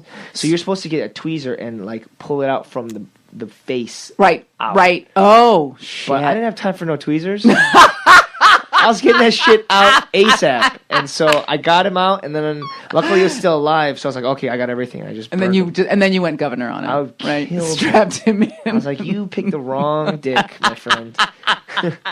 You picked the wrong dick. That's the best story ever. I also, this is the last thing I'll fangirl out about. Because you were talking about the idea of doing, people watch something on a show and they feel like, oh, they shot that and then they moved on to the next scene. I always love when someone comes to visit you on set. Yeah. Oh, and in their that's head, the they think, explosions. or they think the show takes an hour on TV. It'll take an hour to tape. Yeah. We'll just go from scene to scene like a play. Yeah. Right? And you're like, no, we're going to spend all day making 4 minutes of television. Maybe 4 minutes or maybe 45 seconds, one or the other, all day long. The best part is they're like, dude, of course we want to come. I'm like, are you sure you want to come? Are you kidding? And I you would warn love them. to. So Yeah. boring. It's going to be so boring. And they're like, And they no. come and they're like, dude, this is great. And I'm like, how you guys doing? Like, I think we're gonna call a cab. I think we're gonna call a cab, man. Be like, did you guys get some? Yeah, we had just craft services. We had Yeah. some M&Ms. That Idiots. occupied us. It's 9:45. We're done. It's so whatever boring. they think is so fantastic. fucking You're boring. sitting there doing nothing. for a No, while. and we Yeah. have to be there, right? But the Right. rest of them. But I do remember that you were talking about the well scene on Yeah. the farm and how difficult that day was. That was gnarly. That was like a 10-hour day of me hanging like by my crotch. Right. And were you in a harness? Yeah, so I had to be in a harness that wasn't that couldn't look like a harness, right? Because it would show through my clothes, right? Because you're supposed to just have a rope tied around your waist, right? Which is ridiculous. Yeah, and also quick way to get your back broken. Exactly. Yeah, or fall out of it into the disgusting well full of a dead animal, dead absolutely. human being body. Yeah, yuck. But I hung by what was a seatbelt refastened as a harness. Around my groin area, like all day. Jesus Christ. And for me, it's like you don't want to be. You don't want to be like a wuss about it, so you just go hard every time. I went hard every time, and it was a gnarly shoot. But it was cool because the thing that they built a well that was outside. So like they built a 20-foot tall well. Oh, okay. So that they could shoot up into it. That's right. And, right, down. yeah. And so like you look at the ingenuity that these set deck people have, and like it's fantastic and incredible. And like the camera situated, and then you look at the zombie that Nicotero created. That big fat zombie that broke in half. What the hell, dude? How? Well, how does he sleep at night? He sleeps so twisted, right? He just like frozen in place like a death grimace.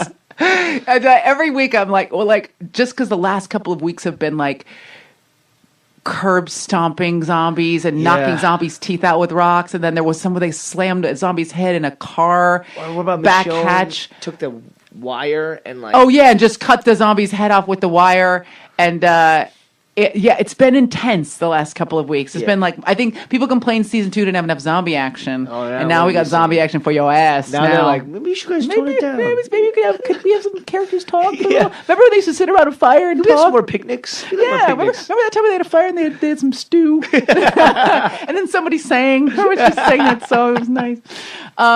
So the show shoots 6 months a year. Yep. What do you do with the other 6 months of your life?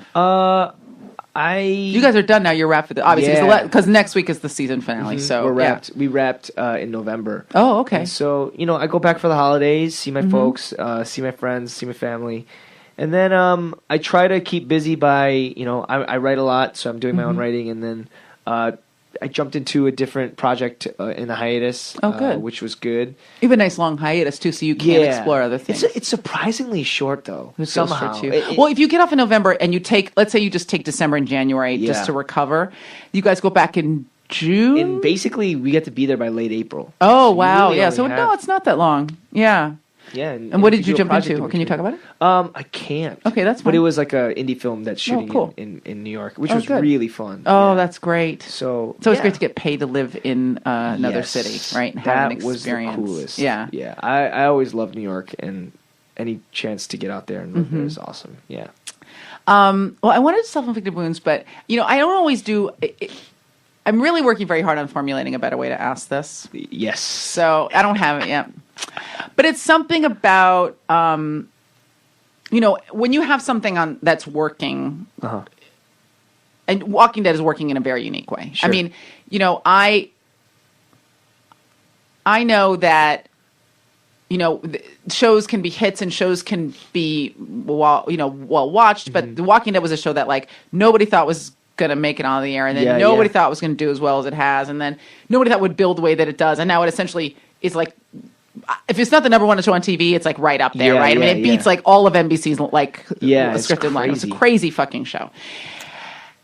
But there are hit shows that are not creatively meaningful shows. Do you know what I mean? Yeah. And so what's unique about this show, or a show like Breaking Bad or Game of Thrones, is that it's also a great show for an actor. It's you know what I mean? It's, you really have work to do, and you probably don't have work to do every week. Yes. But when you get work to do, you get real work to do, like real character-driven, emotional work, which is, I'm not going to mention any other shows, but I've done shows where you like come in and you were like, the guy did it with the pipe in the library, and here's his DNA, and that's fine. Those shows are big hits, but they're not challenging for actors. So, very long-winded, non-question, but it's something about, and you talked about it a little bit, about thinking, what am I going to do with this? You know what I mean? And I don't really know. The old shitty question was like, what are you going to do? Or what do you want to do next? Or what do you, but that's not the question. I guess it's more like, do you think about, and I think you do, like, what an amazing opportunity this is. Oh, yeah. Which is not a lecture, like, I hope you know what you, but more like, know as an actor when you're on something and you think this is a job, and I know when as an actor you think you're on something and like, holy shit, this is unique. It's crazy. Yeah. And I guess I don't know what the question is. It's something about, like you were saying, you feel like you want to frame, what you want to do with your time and your energy when you're not doing the show in the future. I mean, for me, it's that. Also, you came out of comedy, so you're on this big drama. Yeah. Do you miss comedy? I love comedy. I still do it on my own. Like I go improvise on the weekends, and I got to do an episode of NTSF SDSUV. Oh yeah, so that's awesome. That's so many. That's a really long acronym. Yeah, really. So many letters. But I mean, the stuff that I'm writing is mostly comedy, and that's what I'm saying is that, like, I guess to answer kind of your question is, like, I know that where I'm at here is so absolutely fortuitous and, in my personal opinion, very divine and blessed. So now, I don't take it as like, I deserve this. This is mine. Like, nobody can take this away from me. Like, I got this on my own, because I didn't. I didn't get this on my own. So if that's the case, now I have to figure out, it can't purely be for my enjoyment. Right. You know what I mean? It can't purely be for, hey, look, if you believe in God or not, like, for me, I do, and it's like, God didn't, like, say, like, hey, by the way, I'm gonna make your life freaking rad, right? And you're gonna get not that guy's, yours, exactly, right. And so now it's not even talking about, like, oh, I have to do a bunch of charitable works or something like that. It's just more like, what am I gonna do with this, like, this opportunity that I've been afforded, and it's to. For me, what I'm taking it now is, I'm not thinking like long term of like, I need to build this or I need to build that, but it's more, since I have been afforded this opportunity, to never take it for granted, and also to kick its ass. Yeah. And that's where I'm at this point. That's how much I've figured out at this point. I don't know anything beyond that. And so for me, I've been very lucky that I've had really great people supporting me, the writers, to write awesome things, and for me to take everything seriously, so that when they do get something written for me, it's I dissect the crap out of it, so that when I show up, I'm never the guy that's slowing it down, or the guy that's making it difficult for everyone. Rather, I'm the one that's trying to enhance it, and take it beyond what it is, and that's what I want to do at this point. So after that, we'll see. Yeah, who knows me, but at this point, it's just like, take what you've been given and, man, just put it to like 150%. That's not a real thing you can do. No, it's not. It's not a real thing. It's maybe not like a number. 100%. It's like 100% is pretty much like all you could do. Like, not even 101%. Like, you can't do that. But either. You could you could try. It would just be a lot of 100%. It would be all of the 100%. Yeah. It's like getting 300% of vitamin C. So you can't do that. Can't do that. You can't. You just get 100%, and then after that, you just pee it out. Yeah. You pee it out. And that tick got a mouthful of vitamin C. And he learned his lesson.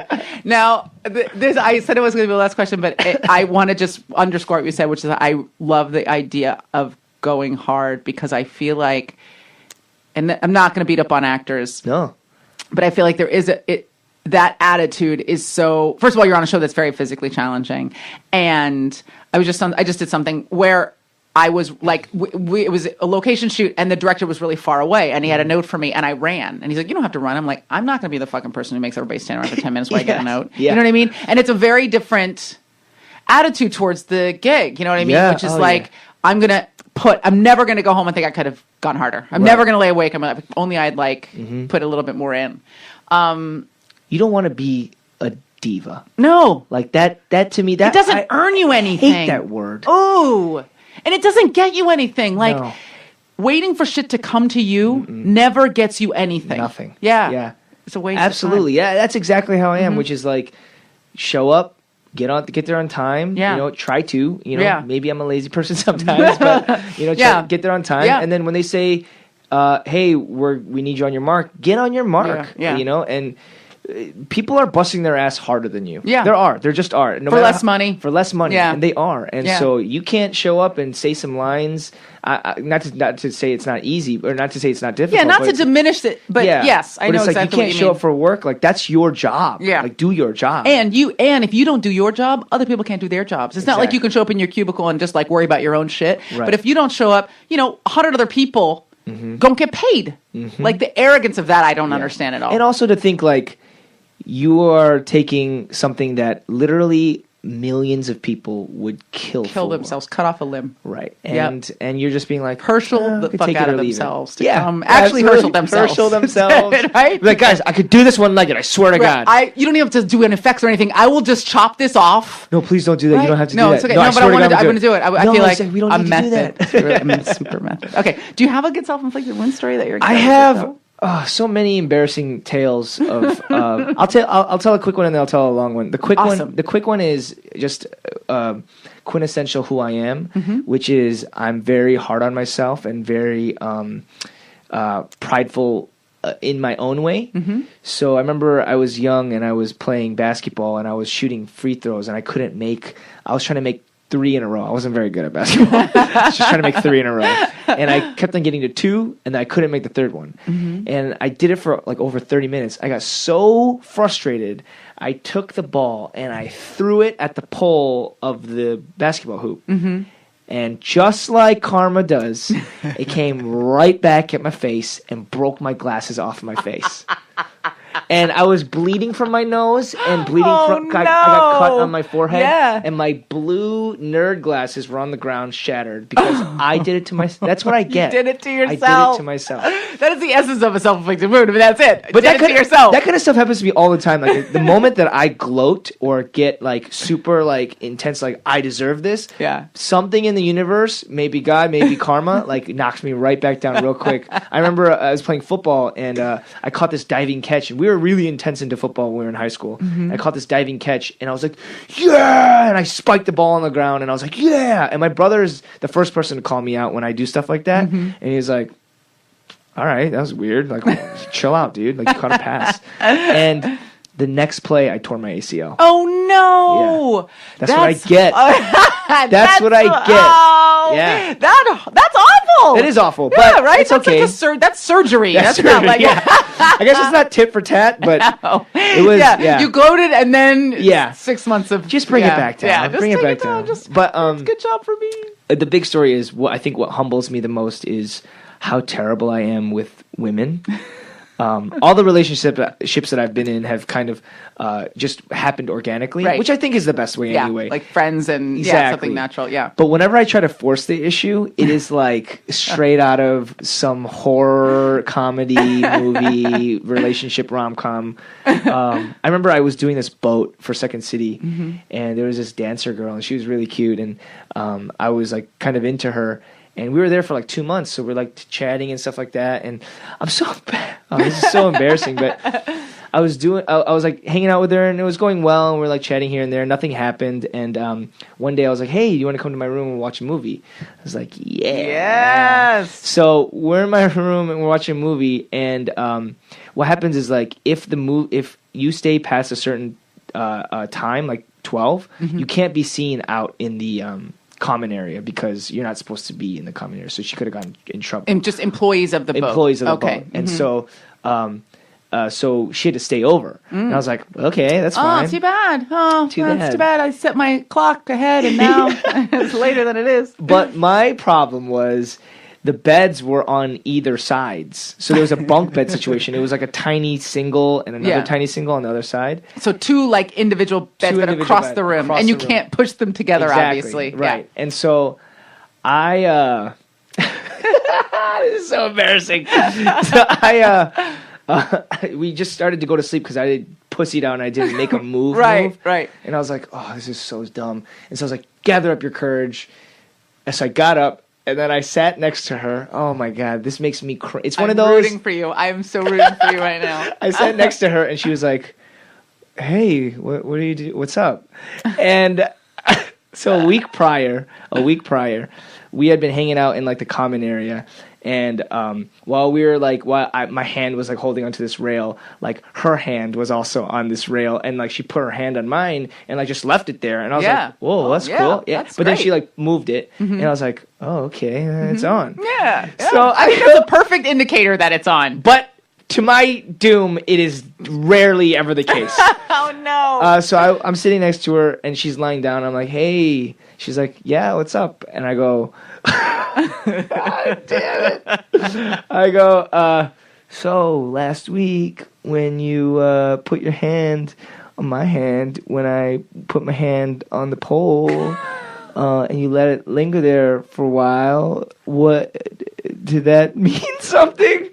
And she was just like, "I don't even remember that." No. And just that's how dumb I am, because honestly, what is so stupid is if I would have just kissed her, it would have been made fine. a move. Yeah, but then she had to think about it for a minute. And then she's like, "This is weird now." It's like, I'm sure maybe I thought about it in that moment, but like now it's weird. Yeah. And like now I don't want to. No. And like I'm not going to, she's like, I'm sure in her head, she's like, "I'm not going to be the one to make a first move. That's weird."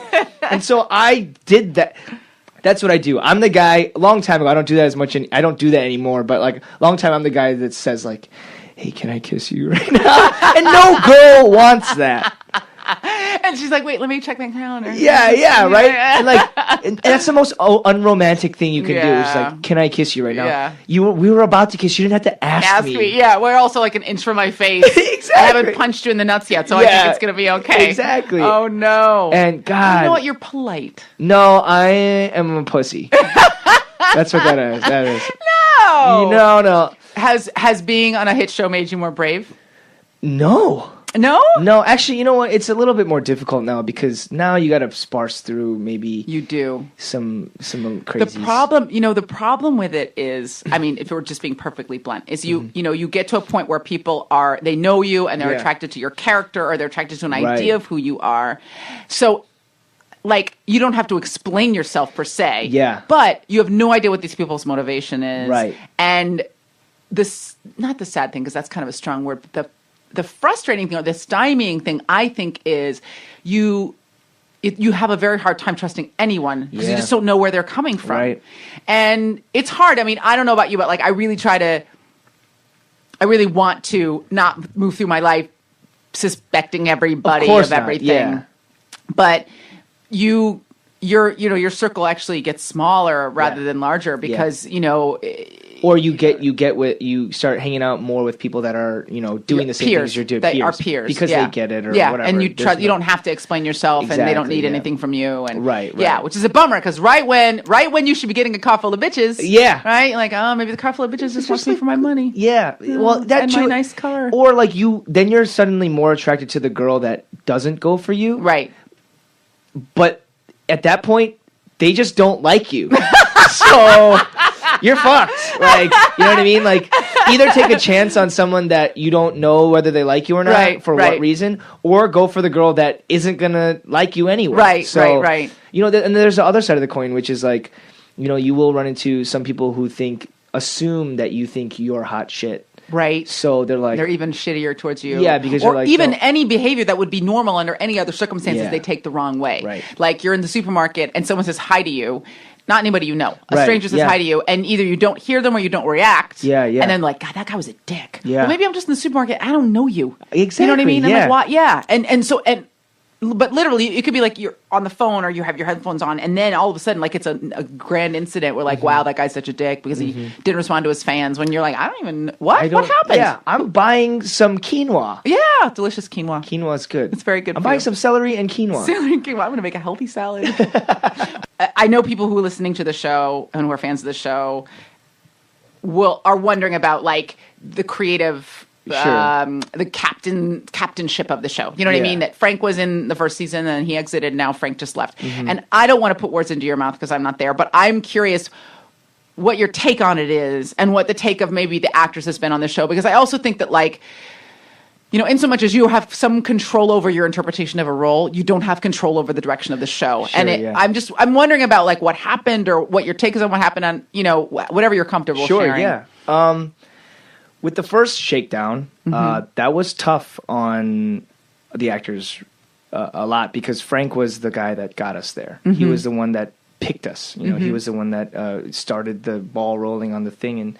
And nothing to take away from Kirkman or Gale and Hurd, but Frank was the forefront of that. Right, and the visionary, the guy who optioned the book. Exactly, the guy who made the calls to make it on film, to make the tone and set all that stuff up. Right, and so when he when he left, it sucked. And honestly, I don't know the top details because it happened above us. Right. How did you guys hear? We heard they came to set and they told us that was going to happen. Before Comic-Con? Because I remember that at Comic-Con, right after Comic-Con. Yeah. And so, it got a little bit more dicey because they were like, why didn't you tell us before Comic-Con? Right, and, right. And didn't he go to Comic-Con? He did, yeah. So, it got a little ugly. Mm-hmm. And I don't know exactly how or the reasons why, but, what happened. Right. And it's not to say that, one person was evil or one person was wrong or anything. I chalk that up to minds not being on the same page, and that's essentially where it came down to.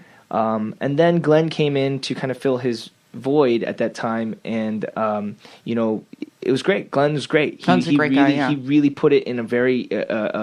He listened to the fans too, and he also kind of took the reins on making it a very exciting, super powerful, faster paced show. And he made his indelible mark on this show, and that's what's great. Right.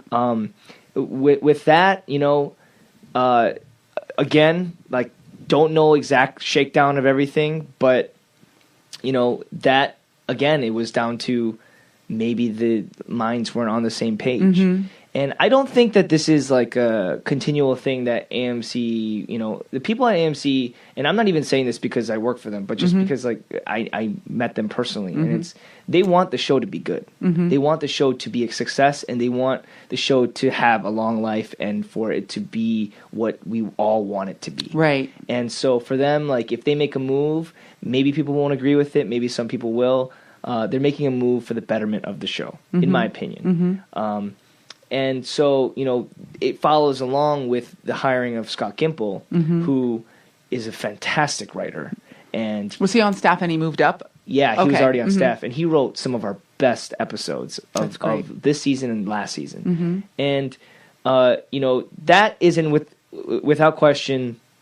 To me, it makes me feel better about whatever shakedowns occur, because you look at Scott, and Scott is someone that shows up and loves the comic, loves the show, knows what direction he wants it to go, and he's already there to really take it forward. And I think if I could break down how the seasons go, the first season was kind of the tone setting season of just this is the show, get ready for a ride. Right. And second season was a tastefully done slow build, but yes.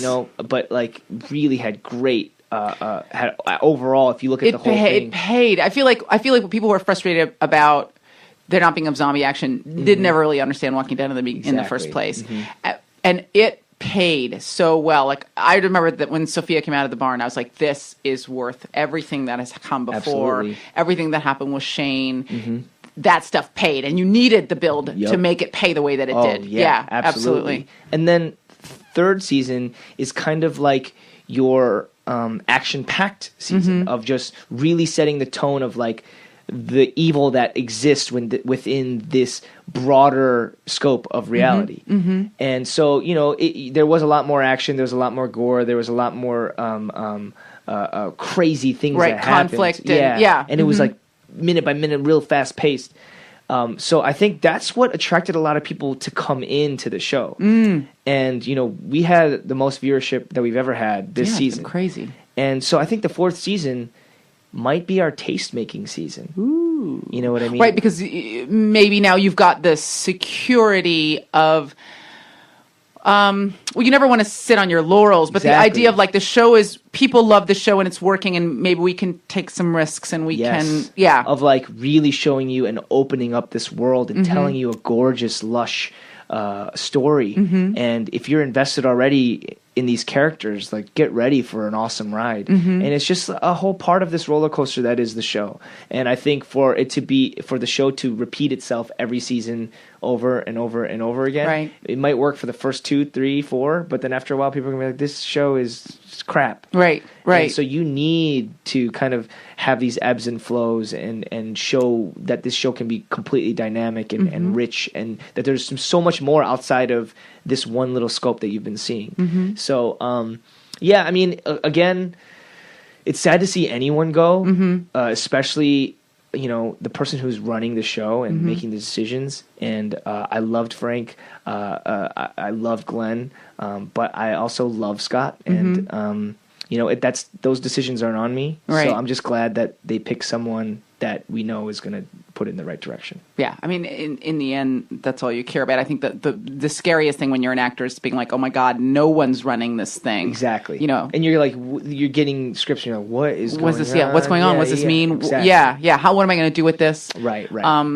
Especially something that's not a procedural where, like, every week you figure out who did it. Exactly. Yeah. Like this, you need someone that's on the reins at all times. Yeah. So it's good. We've had every showrunner make their indelible mark on it, and so I'm just excited now. Sweet. Yeah. Sweet. Thanks for doing my show. Yeah, thanks for having me. This is awesome. Yay! Yeah. That was awesome. Thank you so much. Of course, this was a blast. Really. Yeah, they had tons of sex. Cranking them out. Cranking babies out. Actually, it's really depressing because my parents were saying, like, the reason why they did that was because they figured that a lot of the kids might die. Oh, so, really? like, they wanted progeny. And it's like, wow. That's well, crazy. I mean, that's a reality, I think, in a lot of most places, other than like this northern continent and a little bit of Europe, right? Yeah. But your parents aren't. They can't be that old, though. No, I mean they're in their 60s. Yeah, well, I guess. Yeah, they're pretty old. Yeah, no, not that they're old, but just that would have been the era, like right around like 40s, 50s, 60s. Yeah. Where kind of the idea of totally. Yeah, like child mortality was much more vivid, even here in the States. Absolutely. And they grew up. I mean, South Korea in its what it is now, happened in the last like 20, 30 years. Like explosively. Yeah. And so I remember going back as a kid and stuff was still very rural. And then now you go back and everybody's got like smart, like flying cars or something. Flying cars. Yeah. Oh, I have flying cars. Yeah. Hoverboards. Yeah. Everybody has hoverboards in Korea. And they're all jetpacks. Yeah, jetpacks. Fucking Korea. That's where all our shit is. Yeah. I'm waiting for my jetpack. It's in South Korea. They have teleportation. They're just not letting it out in the U.S. Not letting anybody know. I worked with someone who was in China, and he came back, and he's like, they have terabyte thumb drives in China. Yeah. And he showed one to me. And I went home, and I told my husband, they have terabyte thumb drives in China. And he was like, you're a liar, and I'm not interacting with you anymore for the rest of the day. And it's true. They do have terabyte thumb drives in China. And the American technology companies are like keeping them out because they don't want you to know that you can get a terabyte worth of storage in something smaller than like a regular drive. Yeah, I mean, to think like how far back we are technology-wise here comparatively is insane. Like I went to Korea just 2 years ago and I had a flip phone that I borrowed, and I was like, "Oh, this flip phone's gonna suck." Right. I would video conference while I was walking around the streets of Seoul on the flip phone. That's and that insane. had that was like a 10-year-old model. Right. And so, well, also that one thing that's happening with countries that didn't have kind of that early rudimentary infrastructure is they just jumped over straight to wireless, and they're just fully wired. I mean, what they're saying is like in Africa, people don't have indoor plumbing, but they all have cell phones. Yep. Because they're able to move. That's much more modular. You can just put a couple of cell towers in, and you're done. You're not laying cable. Exactly. Ooh. So you went over there now, and so how did people react to the show? They're thrilled. I think what it is like, Korea has this way of really being a nationalistic country, as does actually every place. Yes. Maybe except for America. Sometimes America, you see a lot less We're nationalism. polarized, right? There's like really extremely nationalistic people, and then people who reject nationalism. Exactly. Yeah. Whereas Korea, they're very prideful about anyone that makes it outside of the country. And the country's the size of Indiana. You know what I mean? Right. And So that 50 nationalism, million. you really feel it. Yeah. And it's from an oppressed culture that has been really like waiting for some shit to jump off. Exactly. I mean, like Japan ruled them for a while, Yeah. China ruled them, and all that occupation stuff. But so you see it now, and you go back, and they're very proud, and I'm very blessed to be able to be a part of that pride. I guess now I just can't mess it up. So Yeah, because they'll turn on you in a second. Oh, yeah. They'll turn on you in a second. So we talked about this on the DDK episode, and that there was a guy. Okay, there's a rap group called Epic High. Have you heard of them? Yeah, I know Okay, Epic High, yeah. I love them. And one of the guys in Epic High went to school at Stanford, right? And he got accused somehow of not actually having graduated from Stanford. And literally there were death threats against him, which here no one would give a shit if he went to Stanford or he didn't go to Stanford. But like he was getting like death threats and he had to go to court to prove that he went to Stanford, which he did. Yeah. BT dubs. Yep. And it was like some jealous cousin that was mad that he was getting more attention than the cousin was getting. It is. I was just talking about this with a couple of friends of mine who are also two of the writers on The Walking Dead. Like it's 10 minutes from my studio, 10 minutes from my house, like that. So it works out really well. Nice. Okay, I will also, the last thing I'll warn you is I do very little research because I like it to be just like I love that. a conversation. So yes. Sometimes you're going to be like, why didn't you fucking look that up on the internet? I'm no, like, that's for assholes. Okay, goody. First of all, Steven Yeun, welcome to my show. I'm so excited. And everybody who's listening out there, now you know how to pronounce his last name. Yeun. Yeah. Yay! Because it is a little bit of... Looking at it, it's like an odd spelling. Oh, I mean, you know what it is? I think it has a lot to do with the exoticness of maybe my race on occasion. Generally? Yeah, in general. Just Korean exoticness. Yeah, you know, and also I think a lot of people are really afraid of being racist and they want to like pronounce it correctly. So you feel like they try to add like an Asian flair? Yeah, when it's like, it's just Yeun. It's pronounced phonetically Yeun. Yeah. Yuen, I think. They go Yuen, or sometimes they go Wen. Or sometimes, and I, you know, my... They make you Vietnamese? Nguyen? Yeah, exactly. My Comcast bill says Steven Yeun, spelled Wyewn. That's not anything. That's not language. even how to spell it. Yeah. So I have butchered your name on occasion on the past, but not. No. I did not make you into Nguyen or. Yeah, you didn't make me into a space creature. No, that's like space talk. Why then? Yeah, like I'm not like a grand wizard or something like that. It's ridiculous. Oh, it'd be awesome to be a grand wizard, though.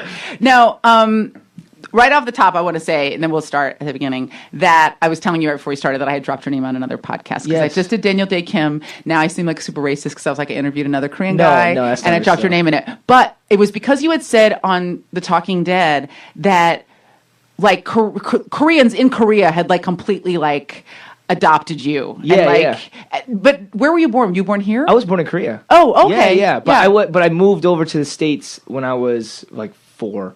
Okay. So, you know, it's a distant memory. Right. But going back, it's interesting because I feel like specifically The Walking Dead is such an American phenomenon. And I don't mean phenomenon in terms of its popularity, but in terms of its tone and approach, it just feels distinctly American. Yes. More than something like, maybe even more something like a Hawaii Five-0, which I think is easily translatable to other cultures. It's a Western, you know, yes. I mean, which is very, very, very American. Right, yeah, right. It's so funny because I love zombie lore. I've never heard it described as a Western. I can't believe that. That's Frank Darabont doing to shoot it on film. Yeah. To make the look be the way that it was, like he wanted it to feel like a Western. Right. It was like the desolation of it. And also actually like the visual, like the color, the tones of the show is very how cool. Man, I wish that was my idea. So that being said, and just even like tonally and the dynamics, although Koreans do love the genre. I mean, they love gory stuff. I mean, like I'm a big Chan Wook Park, fan, and his stuff is super gory. There. So I guess I'm just curious, like, what? We'll start there. It was so interesting to me to hear you say that, going ostensibly back there, but really having not been there since you were a little kid. Like, had you gone a lot before? So I went back maybe... We're talking about South Korea, where they have TV, not North Korea, where there's no lights. Yes, okay, South Korea. I made very light of the fact that the northern part of that peninsula is doing very poorly, but very the southern poorly. part got TV and phones for days. Got everything. They got more phones. They got 5 phones. Everybody has 5 phones. So the internet's so fast. So I went back, early on in my childhood just to visit family, and then I went back in high school, in college. And then I hadn't been back until the show came out, which was like an 8-year gap. And so, yeah, I went to go see all my family. I have a huge amount of family there. My dad is the second oldest of 5. And wow. Yeah, my mom is the youngest of 9. What?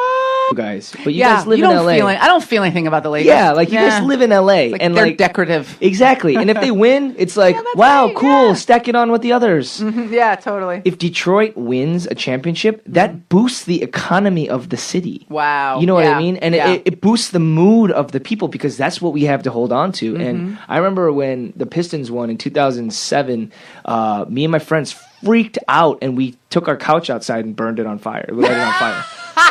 You know what I mean? That was not the thing that I you thought was going to happen. Say, like, yeah. But it does seem appropriate for Detroit. Yeah, we were just like, what do we do, guys? Let's just light this. Let's just shit on fire. And my brother was at that game. Oh wow! And he called me and he was like, I cried because it's just such an emotional experience of like all these people who are like they have to go home and they have to go to their 9 to 5, and their 9 to 5 sometimes isn't that great. Yeah. And they have this one moment where a city comes together to be behind a team that represents them, and it's represented by people. Not like a flashy superstar, but like just a team. And like everybody plays their role, just like Detroit does. And they won. And they beat LA of all people. Yeah. The people that had the flashiest. Right, the money. And everything. The ballers, and so absolutely. It's like, that gives me chills even talking about it. It's like, that's the greatest thing. I love it. And then you set your couch on fire. Yeah, it's the logical next step. Why wouldn't it be? If there had been a car, we would have flipped it over. Yeah, we didn't have a car, totally. We used the couch. It doesn't bode well for our image, but it's fine. Yeah, it's good. It's absolutely contextually appropriate. Yeah. When you were coming up, so, obviously your parents came here, I'm assuming, because of the reason that most immigrant families come to the United States. They want to give their family a better life, better opportunities, and everything like that. What did your parents want you to do when you were growing up? Well, they wanted me to be the quintessential doctor or lawyer. Yeah. And, they wanted me to be a doctor really bad because our family doesn't have any doctors. Our family's huge, but everyone's in business. So my cousins are all iBankers or hedge fund guys, and they all are very successful. My one cousin, who is like the cousin, he's like the cousin, the golden boy. Yeah. And he is right now I think he's the president or like general controller of Nike China. Wow, that's huge. Yeah, he's like running Nike because China. Nike is essential. Nike China is Nike. Yeah, at this point, yeah. So he's running Nike China, and so it's like, cool, man. Like, I tried, but I couldn't even catch up. There's no way. Like every time, like I got a show, and that's really great, and like they're really happy. Then as soon as that happened, he got made like general controller. It's like, all right. Cool, David Young. What, like, you on TV? How many people? It's like, fine. Oh yeah, I run a $1 billion China. company. Yeah, I run China essentially. Yeah, fucking cousin. So yeah, they wanted me to be a doctor. And, yeah. I didn't give it to them. Yeah, well, you got to do what you have to do. You have to do. Yeah. You have how many siblings? Just one. Oh, just your brother. Yeah, my younger brother. Were you on an intellectual, like, were you always on an intellectual path, like, or did you always want to be an actor? I was always just a mischievous kid. Like I wasn't a bad student, but I was a very lazy student. The type of kid that would never study for a test and then somehow pull out like a B+ or something like that. Or like. I don't think I read a single book in high school. Wow, that's impressive. Yeah, I don't, and I just, as in like a book report book. I mean, like incredible evasive maneuvers that you can get out of all of high school without reading and not flunk out. Exactly, but it's super shitty because I hope my kids are never like me because all I did was I just looked up Cliff Notes and then I would like summarize the book and then write my own overly verbose like BS verse. Really? Yeah. So I know, me and my brother know a ton about like Yaki 10-inch, like, you know what I mean, like 1B, like all that stuff. Oh like, we used to sell it, awesome. And so my folks still have those businesses, and if anything, their Americanization is much more rooted in like the heart of like Detroit, right? You know what I mean? Like just kind of like our some of my dad's like closest people are his employees. We have one employee, his name is Tony, and he's been with us for God knows how long, and he's like the chillest dude, you know what I mean? And like my mom and dad would make friends with like the local gang in the area because it gets a little dangerous. Yeah, I was gonna say Detroit. Yeah, it's not safe, but like my parents does well with its neighboring communities, and so like they look out for my folks and stuff like that. So that's where that's where they are progressive and they are very Americanized in a way, which is like outward looking. Exactly, they're not thinking of others, and that to them. I think that for me comes from, at least for them, comes from a very like strong Christian. They had like a very strong Christian foundation, and so my mom is always just on like, are you a good person? Cool, we're chill. Like that's good. Yeah. Did they bring that tradition from Korea, or did they become more religious when they came to the States? They became religious like 2 years after I was born, and then they moved to the States. Yeah. But did it drive their move? I don't know. I don't know why we moved because my dad had a great job. He was an architect. And Oh, wow. Yeah. And then he came here and he had to open a beauty supply? Yeah, like we came here and we literally went from like regular suburban chillin' life Right. to like rags. Like we had nothing. Wow. And so we were just like eating pizza every day and stuff like that. You know what Yeah. I mean? And so they risked a lot, and so now I'm wondering, like, what have they not told me? Like, did they Right? commit some sort of Like murder fleeing in the middle of the night, yeah. Like my parents are like secret spies or something like that. Well, Yeah. tell me what it was like growing up in Detroit. I mean, you said you grew up in a grew up in the predominantly suburbs. Korean. Okay, Yeah. yeah. So you weren't at like. I wasn't in like 8 Yeah, Mile, but yeah. I mean, I would go to visit, you know. Mhm. But we grew up in like hoity-toity suburbs of Troy, Michigan. It's so funny because I don't think anybody would ever use the word hoity-toity and Detroit in the same sentence. But everybody has an idea of Detroit Yeah. that is both better and worse than what it's really like there. Right. You right. know. I mean, Detroit, you go to the bad parts and they're pretty damn bad. Yeah. It's bad. Yeah. And it has to do with the socioeconomic situation. Yeah. You know, I mean, like. and everybody who can flee has fled. Yeah. And then what you have is people who can't get out, who don't have resources to get out. Exactly. And there's just no way to change things. Then there's no support system to even live there. So Right. Mm-hmm. they're literally struggling because it's There are all no based stores. on There- yeah, the there's cops corner don't come shops. when you call 'em. Exactly. And so it's just a mess. It's a mess, and it's slowly changing. And I love Detroit because I think what you can't.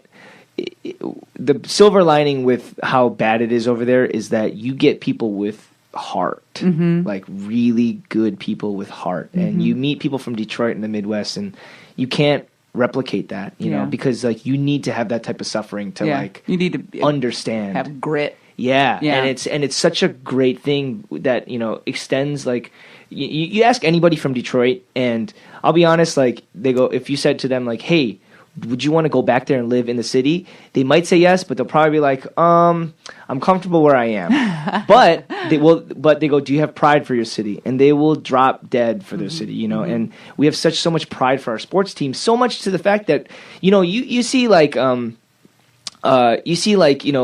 Lakers winning all the time, and you're like, that's great for you with Korean. So Angela King and Sang-Yu Kim, I was just talking to them about this recently, which is Sang-Yu Kim is Korean? yeah, You wouldn't be able to Sang-Yu know Kim- from the yeah. name. Oh, Kim, really? You wouldn't know? Oh, okay. But we were talking about like how the pride comes from when it's an extension of the whole. Right. So if the pride, if it's that. It's someone that is trailblazing or someone that is getting recognition in an area that they're not commonly accustomed to, then it's like, we'll take that on and it's amazing. And that's fair. Right. But when it comes to within the whole and your success is rising above another, Right. you have to play it safe and be justified the entire way. Otherwise, it's like, why do you get to come up when I don't get to come up? Yeah, and I mean, also specifically, I think around kind of public. I don't know. Is sorry, I'm so many cultural questions. Is like saving face a big thing in Korean culture? Is it the idea of like, because you were saying now you feel like you can't screw it up, right? Like you can't make any mistakes, which I think is really difficult for an artist to be in a position, in a human being, period, course, right? yeah. But specifically an artist to be in a position of like, I can't make any mistakes, because first of all, from a creative perspective, you need to want to be able to take risks in your artistic life. Sure. But then in your personal life, this is not the most healthy philosophy, but I believe in it. I think as an actor, you need to be open, if not able and willing, but at least open-minded to having almost every human experience that you can. Yeah, so that you can otherwise- bring it into your work. Absolutely. Yeah, you can't just be like, well, I got up every day and I had a cereal at 5 o'clock and I drove to work and I came home, because you're just not like being human, you know? So how do you feel about that? I mean, it seems like it's a challenge. Yeah, I mean, I try not to put that on me because I am American. You know, the thing is like I was born in Korea, but man, Yeah, you're an American. I'm American. Yeah. So for me, I have a lot of pride in being Korean and I have a lot of pride in being Asian American, but I work within the confines of my reality, which is America. Right. And Korea, if they like what I do, that's awesome. And I want to support Korea and I want for them to support me, and that'd be great. But if it comes at a cost of my own liberal freedom to kind of express myself how I want, then that might be a point of contention. Yeah. But well, I mean, I think with the generation as it grows in Korea, it's getting more They're more progressive. exposed to the West, and the youth culture there is so international, absolutely, so different. Absolutely. Yeah. I mean, like it is not my parents' Korea, right? And it's really crazy because that's another discussion about how crazy it is for my immigrant parents because they left in 1988 and they're stuck in 1988 because they're in stasis because they don't know how Korea has progressed over time and they're just stuck there. So their sense of their own culture comes from that moment when they left and it hasn't evolved. No, because they don't know. So they've had that and then it's a mixed bag of an immigrant culture in America. Right. So when your parents came here, what was their approach to being American? Were they like, we're going to hold on very tightly to all of our Korean, beliefs and behaviors and cultures, or we're going to try to be more American? I think my parents are pretty progressive, but we lived in a safer area in terms of assimilating with Korean American culture. So we had a lot of Koreans in our area in Metro Detroit. And so my parents didn't have to struggle as hard to be wholly American. Right. But there were a couple of kids that had parents that, were doctors or engineers that really wanted to take on the American dream of like having the extra summer home, going on vacation, having the 2.2 cars and like 2.5 kids and a dog and stuff like that. And that's well and good too. But, my parents lived the whole immigrant, they own beauty supply.